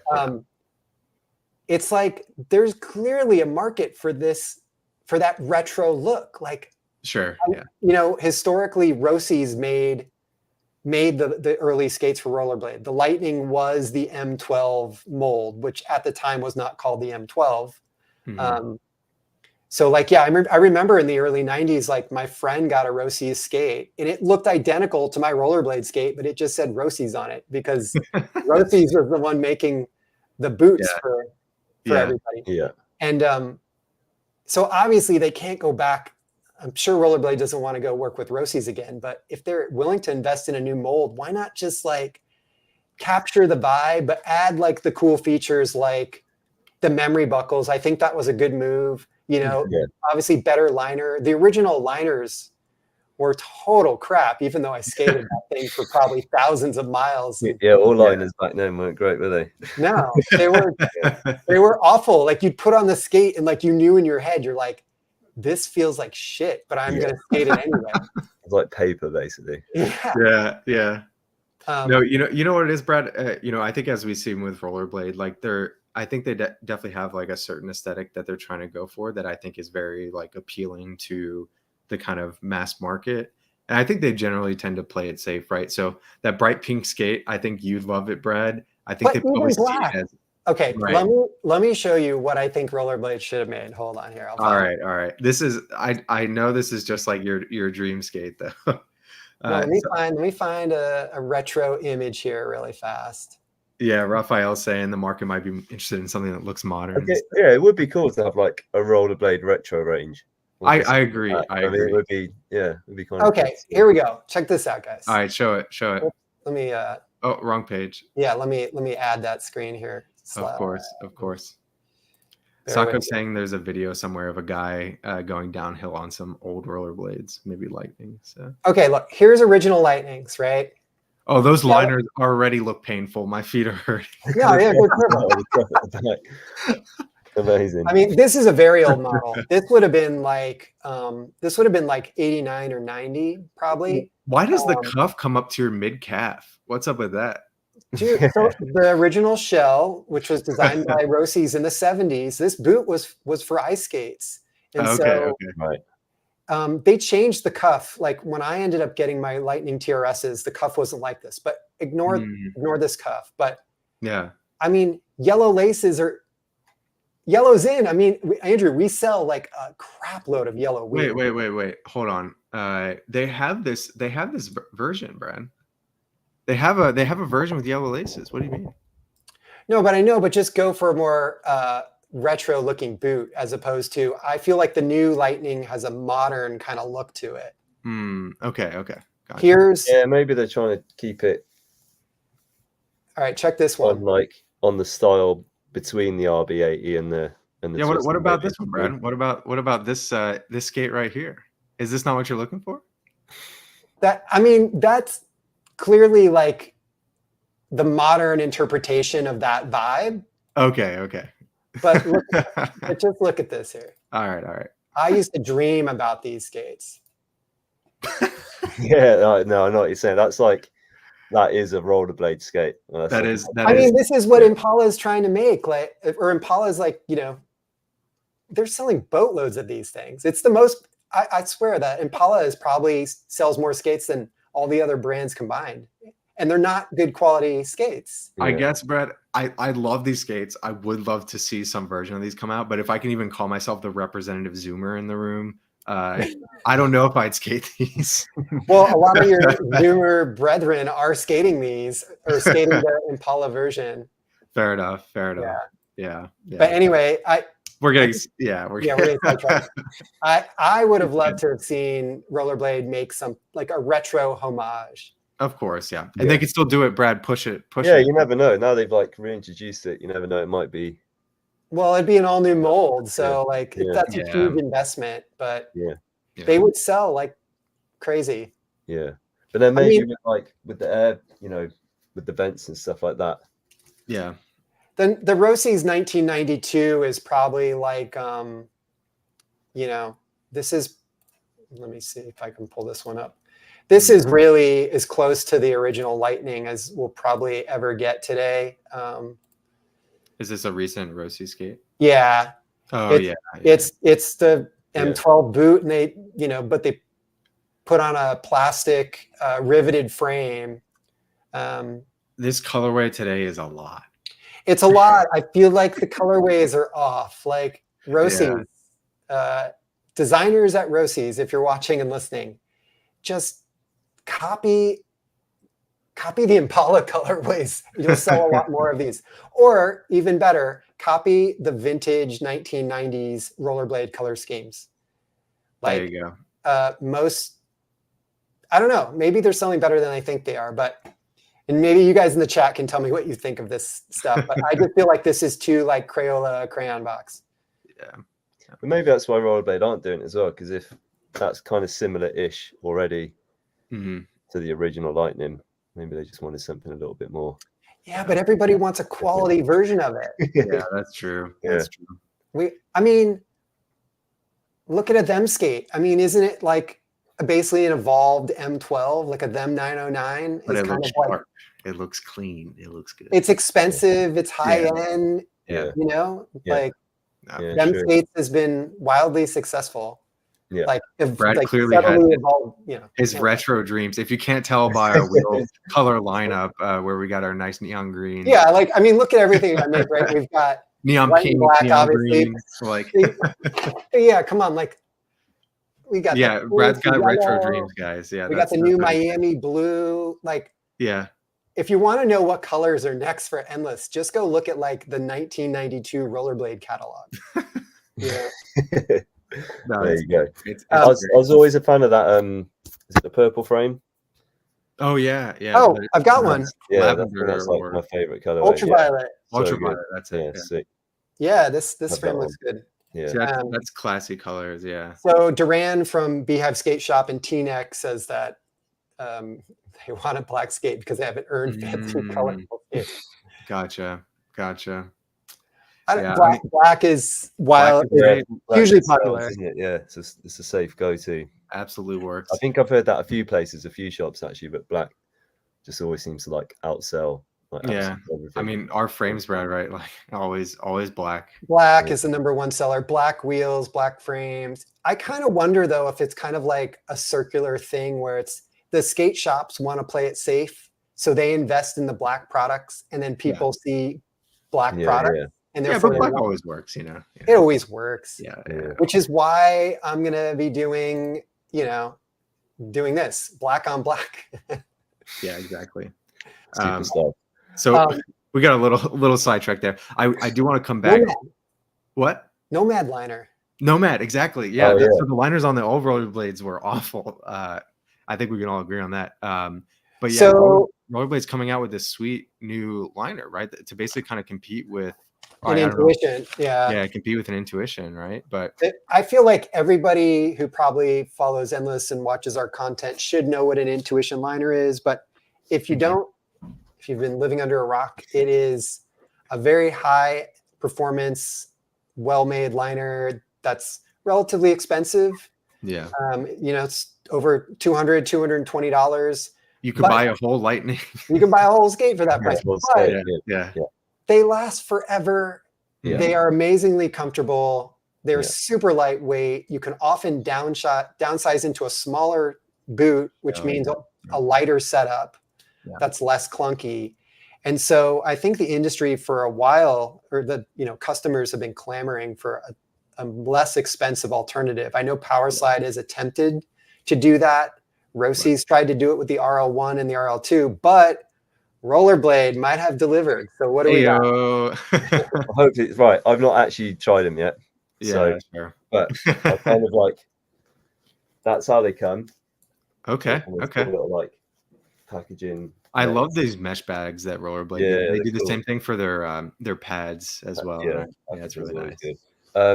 An unboxing video of the Nomad liner on the Endless There we podcast. go. Oh my god! So they come with, which they do with the XTs as well. The skates that come with the footboard sizer. So this is to size up the shell or like size up the liner. Yeah. Basically takes out some of the extra volume. That's great. Yeah. If you need to downsize slightly, I think it's like half the size or something like that. They're always good to whack in there. So also found they've been quite good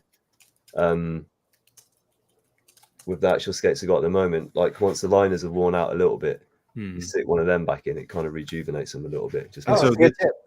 This goes in the liner or under it? Inside. Inside. Okay. Inside, yeah. So I guess you'd put it under the kind of insole. Yeah. Okay. Yeah. But yeah, that's them there. Yeah. This looks clean. This looks really, really nice. Yeah. So That's the first thing I noticed is like pulling them out was the quality. Just have you ever skated in Intuition, Si? Nah, I've put them on. I may have skated them for like 5 minutes, but not like a proper full session. But Andrew, do you have your Intuition liners handy? They're up in the closet. I can't grab them, but yeah, see. Yeah, for sure. But sorry, yeah. While I'm grabbing those, it looks like there's 4 lace holes on each side, right? That's awesome. Yeah, 4 lace holes, and then this is the cool little feature where you can rip off the Velcro at the back. But it's in pieces compared to the Intuition. That's all one. The wrap is all one. Right. So yeah, you can select which bits you take off, and then you've got. Let's take that one off, and then you've got the one underneath here, which you can just tear off as well. So there's little divots in there which keep it locked in as well. So you can see that. I'm not sure they needed those, but it probably helps with just wear on the end of those pieces. Yeah, I don't know. Do Intuition have the little rubber bits on the bottom?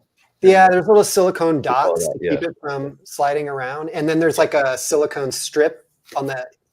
So that Andrew's got the I got the FR1 version, which is a little more simplified from the Intuition V2 or the Premium. Right. But in the wrap that Andrew has on his is like it's permanently stitched. But if you buy the V2 or the Premium, it's removable like that Nomad liner. Yeah. Right. And you can definitely see kind of like similar inspiration, right, from the Nomad and really that kind of conforming. Yeah. And the thing that makes the Intuition liner different and possibly this Nomad liner is the type of foam that's used. It's a very dense. Is it the closed cell or the open cell? I forget. Closed cell, I'm pretty sure. Cell foam, right? The PU, the polyurethane, Yeah, and so does it feel light, Si? Is it super light? It feels super light. Like I've held an Intuition liner before, and it does feel pretty similar. Yeah, they were nothing. They will take off like. I have some. I think on some of our Instagram posts, there might be a highlight where I have the weights of things. I want to say it's like. I've compared it to the Twister XT liner, and it was like 100 grams or something, or it's like significant amount. I'm quite interested to try them in the blank. Yeah, to see how they like cooperate with that. Really, so that'd be quite interesting to see how that feels. I wanted to just mention on the wrap that is removable. The purpose of those is to provide greater heel lock. So what happens is those Velcro pieces obviously are sitting inside the shell, and so they'll end up pinching like around your Achilles, right? And they lock in your heel. And then the upper one that's removable basically will help you fill out the cuff. So if you're someone like me who's got skinny legs, what I often find is like I'm like cranking my laces at the cuff as like tight as I can go. And so on all my Intuitions, I end up using the wrap to fill up some of that volume. Yeah, that makes sense. Yeah. So if you've got like if you're a beefy person, you've got like tree trunk legs, lots of muscle on your calves, then maybe you'll get a better fit removing that up. That's a good point actually. I think I just saw Billy said is the tongue stiff on the Nomad. Billy was asking that. Yeah, for sure. What's your review here? Comparing it to, it's a lot stiffer compared to like the stock liners for sure. You can't really. How thick is it? Yeah. How thick is it? Is it a centimeter, less, more? A little bit more than a centimeter. That's like what. Let me get out my ruler here. I feel like on the Intuition Premium, which has the thickest tongue I've skated yet. It's almost 2. Wow. I'd say it's like maybe like 8-17. It's hard to tell, obviously, because it's kind of rounded. Like 18 millimeters thick or something like that. Yeah. This has got like from there, from here to there. Yeah. It's really stiff, and then it's got. Oh, a nice flex kind of in the middle there. Yeah. So yeah. Do you want that though? I don't know if you want that.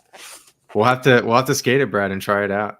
Yeah, I mean, I own at this point. I've got Intuition V1s, V2s, first gen FR Intuition, second gen FR Intuition, and then the premiums. So You got to put out more comparison videos, Brad. I feel like people. at some point, that's a video I'm going to do. I'm going to do the monster intuition comparison video. I know that Joey from Mushroom Blading has done a really great intuition video where he talks about a bunch of different ones and how they fit. So that's good though, because like there's going to be a lot of people out there that have questions like that. Yeah, exactly. If you're the sort of person that has skated all of them, you're going to have those answers, because in the way you kind of like think about stuff as well, you're going to give a good like I don't know what the word is, not like reaction to it, but a good some insight. A good insight to what so what do you know what the price is on that liner? No, I don't actually. No, you might need to look that one up. Let's see if I can look at it. Let's see if it's at Inline Warehouse. Nomad. I didn't see it online, but I mean, it looks, I know you haven't got a chance to skate them yet, Si, but it looks like a really, promising. 160. Wow, cheaper than Intuition. Okay. Yeah, they're pre-order here in the US, it looks like, on Inline Warehouse. No, I'm going to get some. Yeah, do it. And Si, as you get a chance to skate him, I'm sure, people. Yeah, I can't wait to skate him. So I'll probably skate him tomorrow, to be honest, or this weekend. Ooh. Yeah, no, it's exciting stuff. Billy said as long as they don't stink. But yeah, Raphael is commenting on my Intuition collection. Yeah. Yeah, you got stocks in Intuition. I feel like they're an investment, guys. Yeah, and Billy says, yeah, as long as they don't stink. Yeah, the Intuitions have a smell. But yeah, based on all of Rollerblade's offerings so far and their stock liners, I mean, I'm very confident in their ability to make stuff. So I'm no doubt they'll be pretty good. So. Here, okay, this is what you need to tell anybody at Rollerblade that has any power, is to make. This is going to lead into my next question. Yeah. They need to offer a twister boot only with that Nomad liner. Yeah, agreed. And it can be a premium price. Like, sell it to the shops, let the shops put together custom skates, let the customers buy their Endless frames. Endless will buy those boots and offer them to people as custom Endless setups. Yeah, absolutely. I feel like FR did a really smart thing a couple of years ago when they offered that UFR boot only. Mm-hmm. And then also they offer the FR1 Intuition boot only. And that's how we're able to offer the custom Endless FR1 skate setups.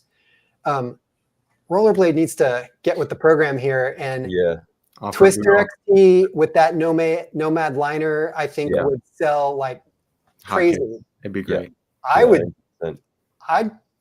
I'd push it. He's already matched that colorway as well. Exactly. They do. And maybe they're already thinking of doing this, but it could be. Yeah. It might be the way forward with it. So yeah, for sure. But no, it's good they've gone down this avenue anyway. It's nice to see some sort of like different products like that. Absolutely. Yeah. And I know people love to, upgrade and tinker and kind of get their own, setup that really excels. And so now people can do it, right? They can take their twister and make it even better with Rollerblade products. Brad. What were you gonna say, Andrew? Oh no, you're good. Go ahead.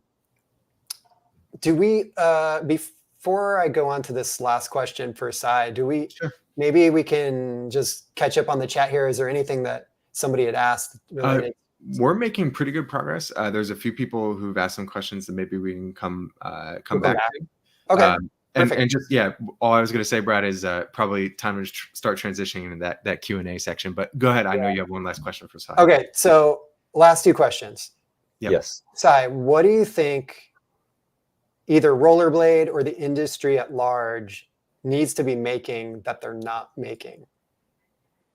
Actual like product wise, or just what do you see as like the whole? Like, what's the thing that people are saying they want, but nobody's really offering? Man, I suck at this question. I don't know. I'd have to think about that one a little bit more. I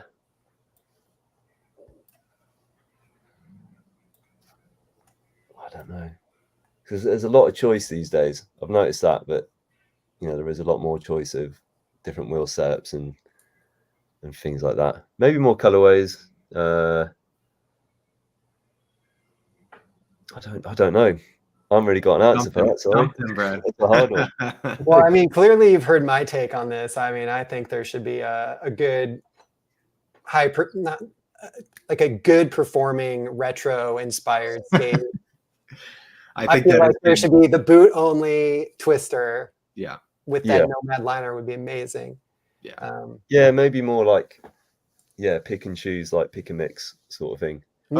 Yeah. Allow for more customization. I mean, it'd be great if some of the brands recognize. I know, Sai, you and I have talked about this. Like you're making content for Rollerblade. Like they're paying you in some form or compensating you, whether it's through actual payment or through gear. It's like, if you decide that you want to make a video with a power slide boot, it's like, you can't really do that. Yeah. It'd be nice for people to realize, like, just let people skate whatever the hell they want to skate. Yeah. No, I get what you're saying. It would be cool to have a world where, people kind of had the freedom to promote skating as a whole. Yeah. And not just particular brands sort of thing. I mean, if I see a Rollerblade boot with an endless frame and endless wheels on it, I still go, hey, that's a Rollerblade skate. Yeah. You know what I mean? Yeah. So more like you don't go, that's an endless skate. Yeah. This is all Brad really pushing for that Rollerblade collaboration. I'm with him though. I'm with him on this one. Yeah, I think it'd be a great thing to see for sure. So yeah, you are right. It's Rollerblade has that identity. You know a Rollerblade boot from like a mile away. Yeah, I said this to Brad the other day as well. I was like, you also see that with Endless. Like it has it's a mile away. It's an endless frame. Right? Yeah, straight away. But like, if you see a Rollerblade skate with an endless frame. Like look in the back of the room. Like, where is it? Right there. There's some endless frames. I don't know. They look like endless frames. Sticking out. Like you don't just think endless. You think like, okay, that frame goes really well with a Rollerblade boot. Yeah, definitely. So you're most likely going to look at a Rollerblade skate then. You know what I mean? Yeah. So if you had like an official collaboration with it, it's just going to work hand in hand, isn't it? Really? I think so. Yeah. So, all right, let's get into some Q&A here. Absolutely. Yeah. So the chat's been filling up throughout this whole thing, and we've had a chance to address, I think, quite a few questions and awesome comments from our community here. You guys, I know, have the Instagram stream, so feel free to pop in at any time with those questions. I just want to come back really quickly. Billy had a question early on, and for those who are joining us a little bit later in the show, so I just really quickly, could you run through again just how you got involved with Rollerblade, maybe just rehashing that kind of first interaction with Danny? Yeah, so he messaged me out the blue, just seeing if like I'll be able to get like a free pair of skates basically. Right. And then that kind of led on to it's going to kind of be like a UK flow sort of ambassador type of deal, which then kind of led on to a little bit more, getting a little bit more involved. I guess becoming like a proper sort of like team rider for them. Right. I think one of the main things was when, to begin with, I wasn't on the website or anything like that, like the main like team rider page. Mm-hmm. And I think when I got up onto that, that's when it felt a bit more it's like it's like you made it. You made it. And for me, like back in the day as well, Rollerblade has always been like like the brand. You know what I mean? Yeah. And can you remember a guy called Richard Taylor? No. From the UK. So he used to skate. He used to be pro for Rollerblade back in the day. He was sponsored by Red Bull. He was like, I think he was champion UK skier and skater in like the same year. Yeah. He was like the local pro to us. Yeah. And he was like, it was like Rich Taylor, like the guy, like the man. The man, yeah. And then so we're like good friends with him and like his career and stuff. And then unfortunately he passed away, I think it was like 2005 or something like that. Okay. But like I've always associated him with Rollerblade as well. Yeah. And so like, always looked up to Rich. So having that connection with that as well, deep down with me, I've always just been like, okay, like Rich was part of this as well. So it's like, it kind of feels a bit more home to me as well, if you know what I mean? It's your idol, right? It's like it's the guy. Yeah. Yeah. Do you know what I mean? Yeah. So it's just like fuck. It's like, oh, sorry, I saw. So it's like, you know, Rich Taylor's on there. It's like, and then for me to have that opportunity as well, I was like, man, I was like, And now yeah, you're this is there, like- right? Yeah. It's like, yeah, so it's like I'm nowhere near his level. Like, don't get that twisted. Like, he was like incredible, but yeah, it's just like having that connection made it a bit more special. And then yeah, this is kind of just led on to all sorts now with kind of helping to run the UK side of things. Yeah. And it's just given me a different perspective of skating, as in trying to promote skating as a whole thing, not just one genre. It's like I now love skating for everything, for what it is. So I want to push that and help push it through Rollerblade in the UK. So yeah, it's kind of like the dots, different things. Yeah. So connecting things to see where it goes.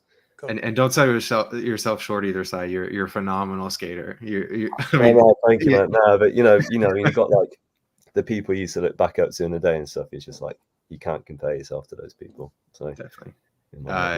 Dandelion here has a quick funny question. What's your favorite pre-skate snack? I guess if you have any. Ooh, pre-skate snack. I've really got into like overnight oats at the moment. Ooh, that's good. So that's probably my like, as soon as I wake up, overnight oats, and then that's me good to go. So Perfect. Or maybe just like, maybe like a banana, bit of fruit or something. So I tend to try and stay away from like the bad stuff now, just like anything too sugary. Yeah. So I'm just kind of being a bit more aware of what ingredients are in stuff. So nice. Yeah, just something healthy, I suppose. So Raphael is asking, besides downsizing, are there any immediate advantages on moving from stock liners and say the RB Lightning to the Nomad liners? Wouldn't they fit worse in the boot if you don't get to downsize? I think it really depends. So for me on the Twister, I had this is the Twister Edge shell with the Twister XT cuff. I got this smaller XT and really had some problems, even with the Intuition in here. It's just feeling too small. So I ended up going back to the size I had originally skated the stock liner in and put in the Intuition Premium, and it fit great. Whereas for me in an FR1, I found that I could downsize from a size 42 with the stock liner into essentially what's the size 40 shell with the Intuition. So I think how that works out in the Lightning remains to be seen. I think, Si, based on what you're saying about there being a little extra room, it sounds like maybe downsizing is maybe the path to take for the Lightning specifically. But I mean, we'd have to test it. We'd have to get some people to give feedback on that. I'm not too sure with that. So, but I don't think you can make a general statement that Intuition allows you to downsize every shell out there, because in my experience that has not been the case. I mean, it could be with this, you never know. I didn't really think about that. I guess if it's, is he basically saying because it's like a slimmer liner, it's less volume? So it might make your skate feel so bigger. Like it'll make the smaller shell feel bigger, right? Bigger. I'm not sure. It'd be interesting to see what it's like in the Lightning with that one. But hopefully I can get hold of a pair of UK 7s to compare it to the 8, just to see on the size difference. So I can't really answer that one too much now because I haven't really tried the liners, unfortunately. Bless you. That's a good one. They're doing construction next door and there's like all this dust coming through the window. Dandelion, I see your campaign continues for the brown wheel. I'm just going to briefly skim by this question. Billy has another question for you, Si. You have some signature tricks. So any advice for frontside, backside wheel slides? And then have you tried some of these other wheel slides that Billy's mentioning, Royales, Fars, Unity? Cool. I was actually going to make a video on this because whenever I seem to put a video up of grinding, especially like doing front slides and back slides and stuff on the wheels, so I guess some people can't figure out how it's working. The advice I would give, if you're looking to grind a rail on like a an 80mm setup or like a big wheel setup, you have to pre-check whatever you're grinding is actually going to slide. Do you wax it? I wax it, yeah. Yeah. Another big key is the weather. And why do you wax it? For anybody that's not an aggressive skater, why do you wax it? So when you wax, so say like obviously it's going to be like a metal rail or like a ledge or something. When you put the wax on, usually it's against plastic, so the plastic just slides a lot easier across the rail. You won't stick up. Yeah. But obviously when you've got urethane against metal or like concrete, there's a lot more grip, so it's a lot harder to actually make it slide. So yeah, wax is number one. You said weather too, right? Weather, yeah. So if it's cold or like it's winter or whatever, and it's a rail that's got wax on, it kind of sometimes depends on the wax and the rail. It might not slide as much because when the sun comes out, it slightly melts the wax a little bit.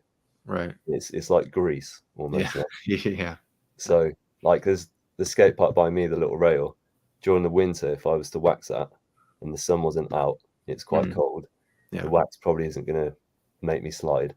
Yeah. So that's where I can pre-test it. Whereas like I'll stand above it, I'll put my foot on it, I'll try and slide it. If it feels like it's just doing that, I'm like, okay, it's going to be good to slide.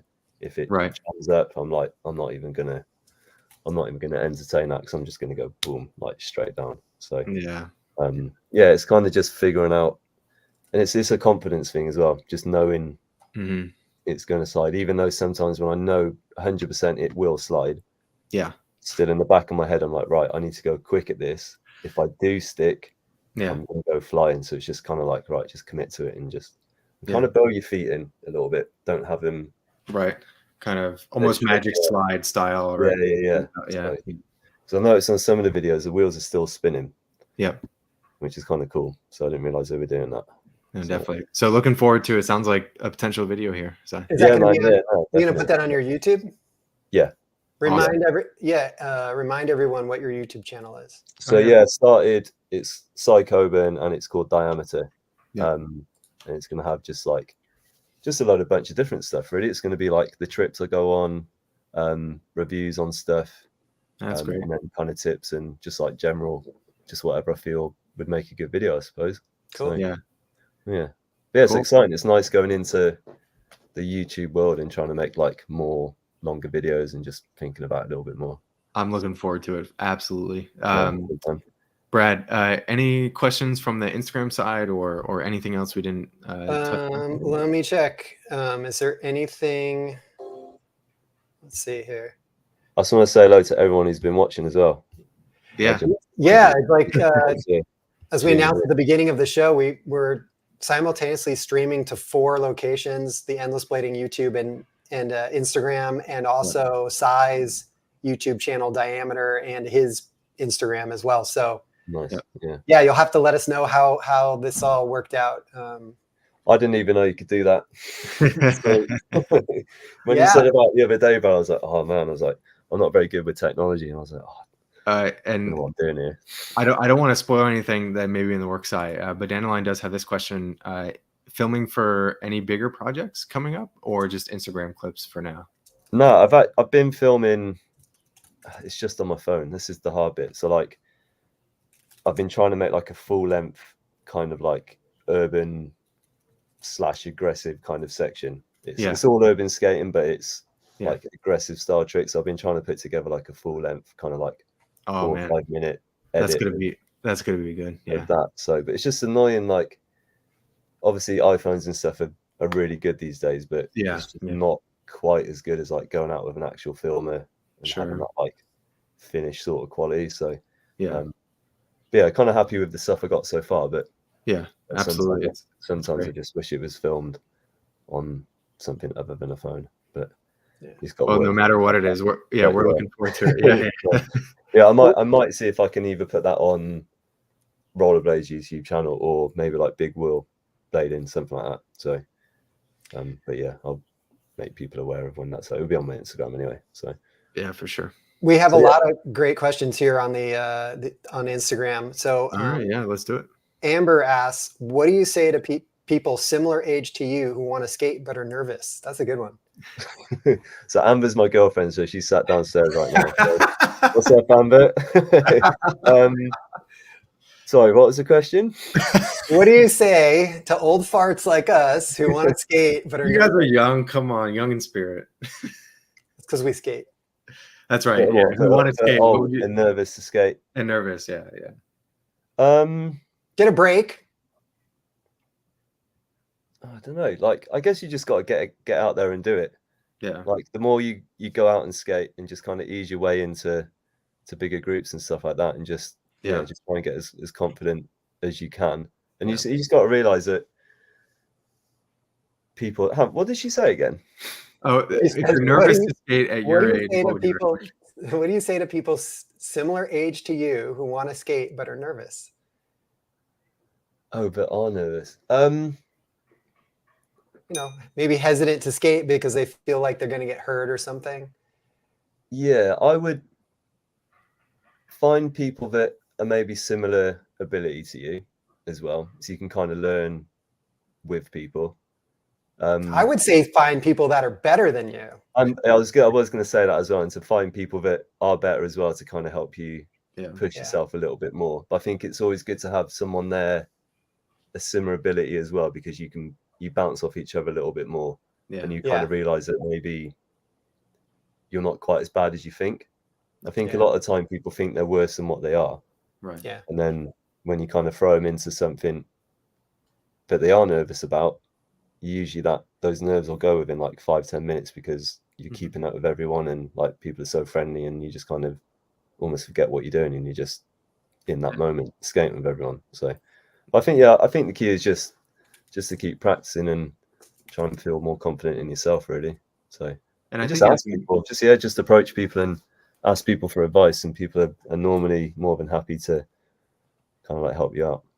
And you had some great advice earlier too, Sai, about right, like trying to stay fit and listen to your body as well, right? And just kind of some of the strengthening exercises being really helpful for preventing the injury side. And then if your body's telling you that your knees are sore, and you take a little break, and listen. Yeah, exactly. So there's certain times where you feel like you can probably push it a little bit, but if there's like actual pain, that's when you're probably And also another one for the nervous people, like maybe joining like a group skate somewhere. Yeah. That usually helps, just like integrating with a bigger group of skaters, and that's always good. So finding like a weekly skate or something like that, a weekly meet. Yeah. Might just ease the nerves a little bit. So I mean, you just got to get out there and do it. Some great advice. Yeah. I'll just add to that with I would say get padded up. Don't be afraid to wear pads. Wear pads, like good, wrist guards. We just had a good friend break her wrist. Yeah. She's a decent skater, but no wrist guard. If you fall on your wrist, you probably break it 9 out of 10 times. Yeah. It's the most common inline skating injury. Yeah. I think pads are wicked. Like, I quite like the look of people fully padded up. I think back in the day, I was just like, oh, what are people doing? But now I'm just like, no, that's cool, because you're doing the right thing, and it almost has a look. You know what I mean? Yeah. Yeah, for sure. It's kind of cool. But yeah, that'll definitely give you some confidence. Like Andrew and I have been going to this. We went to this pump track. For the first time, not too far from here, and I got out my my big skate park pads, and Andrew shows up with no pads, and you saved my knees. For sure. I brought I had these vintage boneless knee pads from I bought them in 1992. No, I had them. I think I bought them in 1990. Because I had them when I was a skateboarder. Like big proper pads. Big vert pads. Yeah. Like Tony Hawk style. Yeah. Yeah. I still have them, and they're great. They're They're awesome. Yeah. I really appreciate it. You're not hurting yourself with those things ever. Yeah, we're not as bad. No. What else we got, Brad? There's actually a couple of questions about injuries. So one person was asking if you've had any near death or severe close calls, and the same person was asking like, what's been your worst injury? So you mentioned the patella break earlier. Yeah, probably. Yeah, breaking my knee. That's probably the worst one. Near death. So I've not had near death ones where I've physically been in hospital or hurt myself to the point where I'm like, oh my God, I might die. But I've had a few experiences where if it had been like a millisecond difference, I could have really got hurt. So there's one time where like there was a flat handrail and it went out into a main road. Yeah. And you kind of had to skate really fast to grind the rail, and then you had to gap off the rail into the road. Oof. I had my friend stood in the road. He was a spotter. Yep. And as I was skating up to the rail as quick as I can, I had my headphones in at the time. Oh no. I didn't see him doing that because I was too focused on what I was doing. So as I remember being on the rail, I jumped, I managed to make the gap. It was the only one I actually landed. Like I actually made the gap. Yeah. And before I knew it, I just looked around and this car was just coming straight towards me. It must have probably been doing like 40 miles an hour. Oh yeah. I remember being like literally like this close away from it. I got it on camera somewhere. I got the clip of it. And as it comes towards me, I kind of spin round and it kind of goes behind my back. And I was just like, whoa, man. I was like literally about to get like pounded by that car. And you're in the zone with headphones and like you just hit yeah. So I'm just like I'm fully in it. I'm fully committed. And then before I know it, that's the car just come out of nowhere. The car didn't even slow down. Just probably didn't even see me. Just like probably not. You're going so fast. Yeah. Wow. And there was one more time. There was a gap. Mm. It was a similar thing. Had my headphones in. You had to gap over a wall, so the landing was kind of blind. Yeah. But it was a main road coming up a hill. Yeah. I remember as I jumped over the car, my mate was like, stop. I must have seen him. I just didn't stop. Yeah. And as I jumped, the car was basically like underneath me. I probably missed it by like a couple of inches. So wow. If that had been a few seconds before, I would have literally landed on top of it. Yeah. So that's an insane story, and we gotta have the clip somewhere. I feel like that's gotta go on your YouTube channel, maybe. Yeah, I've definitely got the first story. I don't think the second one I got that anyway, but yeah, the first one I definitely still got that. So, oh man. But yeah. Wow. All right, Brad. What else we got? We're coming up on 2 hours. Man, the time is just let's see. Great talking to you. Yeah. Do you offer skate lessons, and where do you provide them? Yes. Okay. So yeah, I do. Man, your girlfriend's got a ton of questions. Maybe she's just trolling you. I feel like, Sai, you need to take her out on a date or something. This girl. Should we go get her? She could just ask. We've been talking here for 2 hours. Yeah. Keep them away from her. What was it? What was the question? It was. Do you offer lessons, and where do you provide them? Yeah, so I tend to do them more like in my hometown, in Gloucester or Bristol. And they tend to be like either in skate parks or streets. But then also going to be doing a skate camp in Barcelona, which is the 31st of July to the 4th of August. Yep. So if you want to head over to Skate Camp BCN on Instagram, there's more information on there where you can book. But yeah, with the lessons, it's kind of just like as and when people are interested. I started doing a few workshops in Bristol, which is like the closest city to me. They seem to be they were quite successful. It seemed quite good. But it's just finding the time because I work 9 to 5 anyway. So yeah, it's just kind of tricky finding the time to get them in, really. For sure. But yeah, you can hit me up just on Instagram if you're close by or whatever. Just reach out to me and I'll get back to you. No, that's great. Yeah, I love it. It's cool. I like teaching. Good fun. Let's see. So we got Brad. Some of these questions we already went over. Maybe this can be the last one. The last question. If anybody, what's the top 3 bits of advice to give to new skaters? Oh, great question. Nice. Yeah. Top 3 bits of advice. Number 1, don't let falling put you off. Like, because you're gonna fall no matter what.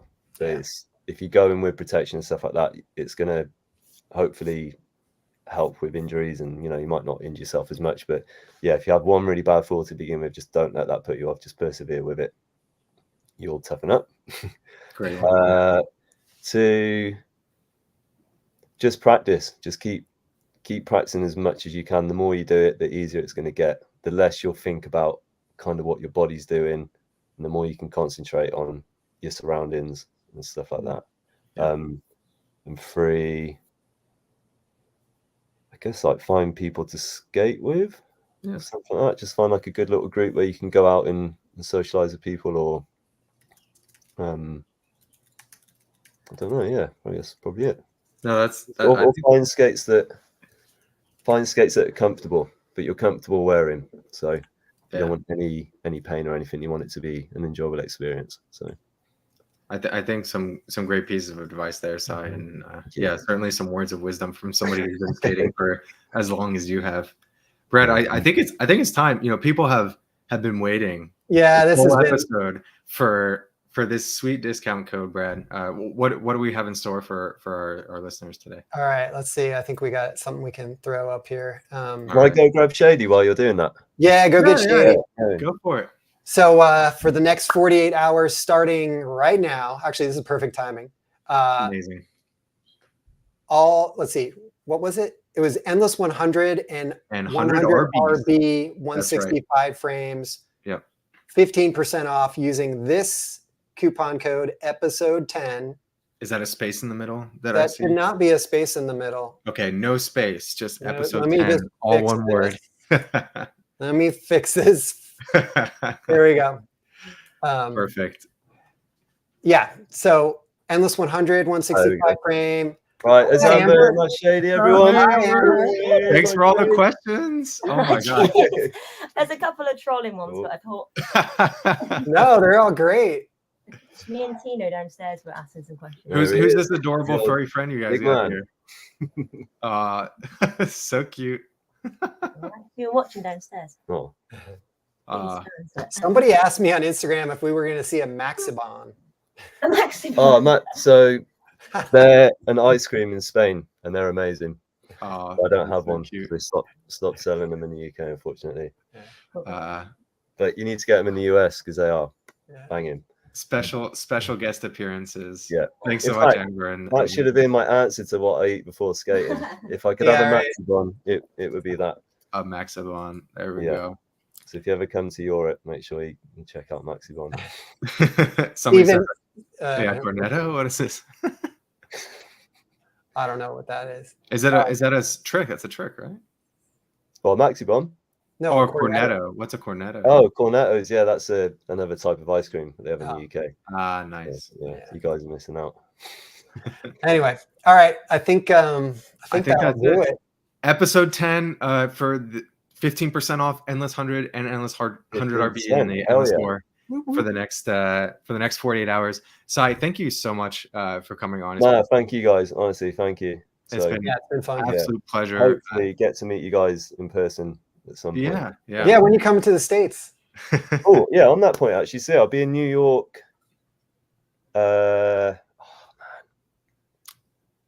of August. Okay. Okay. And then we're going to the Toronto Roll in Canada, but Bill Stoppard's Bill Stoppard's thing. Yeah. Yeah. Amazing. So I think that's like mid-September, something like that. I think me, Steve, and Ela are going out for that. Oh, they're both coming. Shit, maybe. Yeah. And so Andrew's going to be moving to East Coast. Woo! East Coast. Do you? Oh, whenabouts?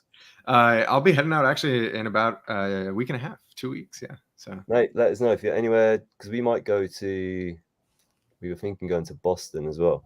Okay, great. Yeah, New York's I think a little bit closer to where I'll be, but I'm looking forward to staying in touch and potentially making it up that way. Mate, do it. Yeah, man. Yeah, come. Yeah, if you can get out to New York, come and do it for sure. Oh, that'd be swell. Actually, I really appreciate that. Anyway, we'll all connect after this, but to the audience, thank you guys so much for tuning in for this really excellent episode. And thank you so much again, Sai and Brad, as always, for all the great work you guys did. Thanks everyone for watching as well. Yeah, thanks everyone. Right. We'll see you on the next one. Yeah, cheers guys. Take care, everybody. See you later. Thanks so much for tuning in. Bye.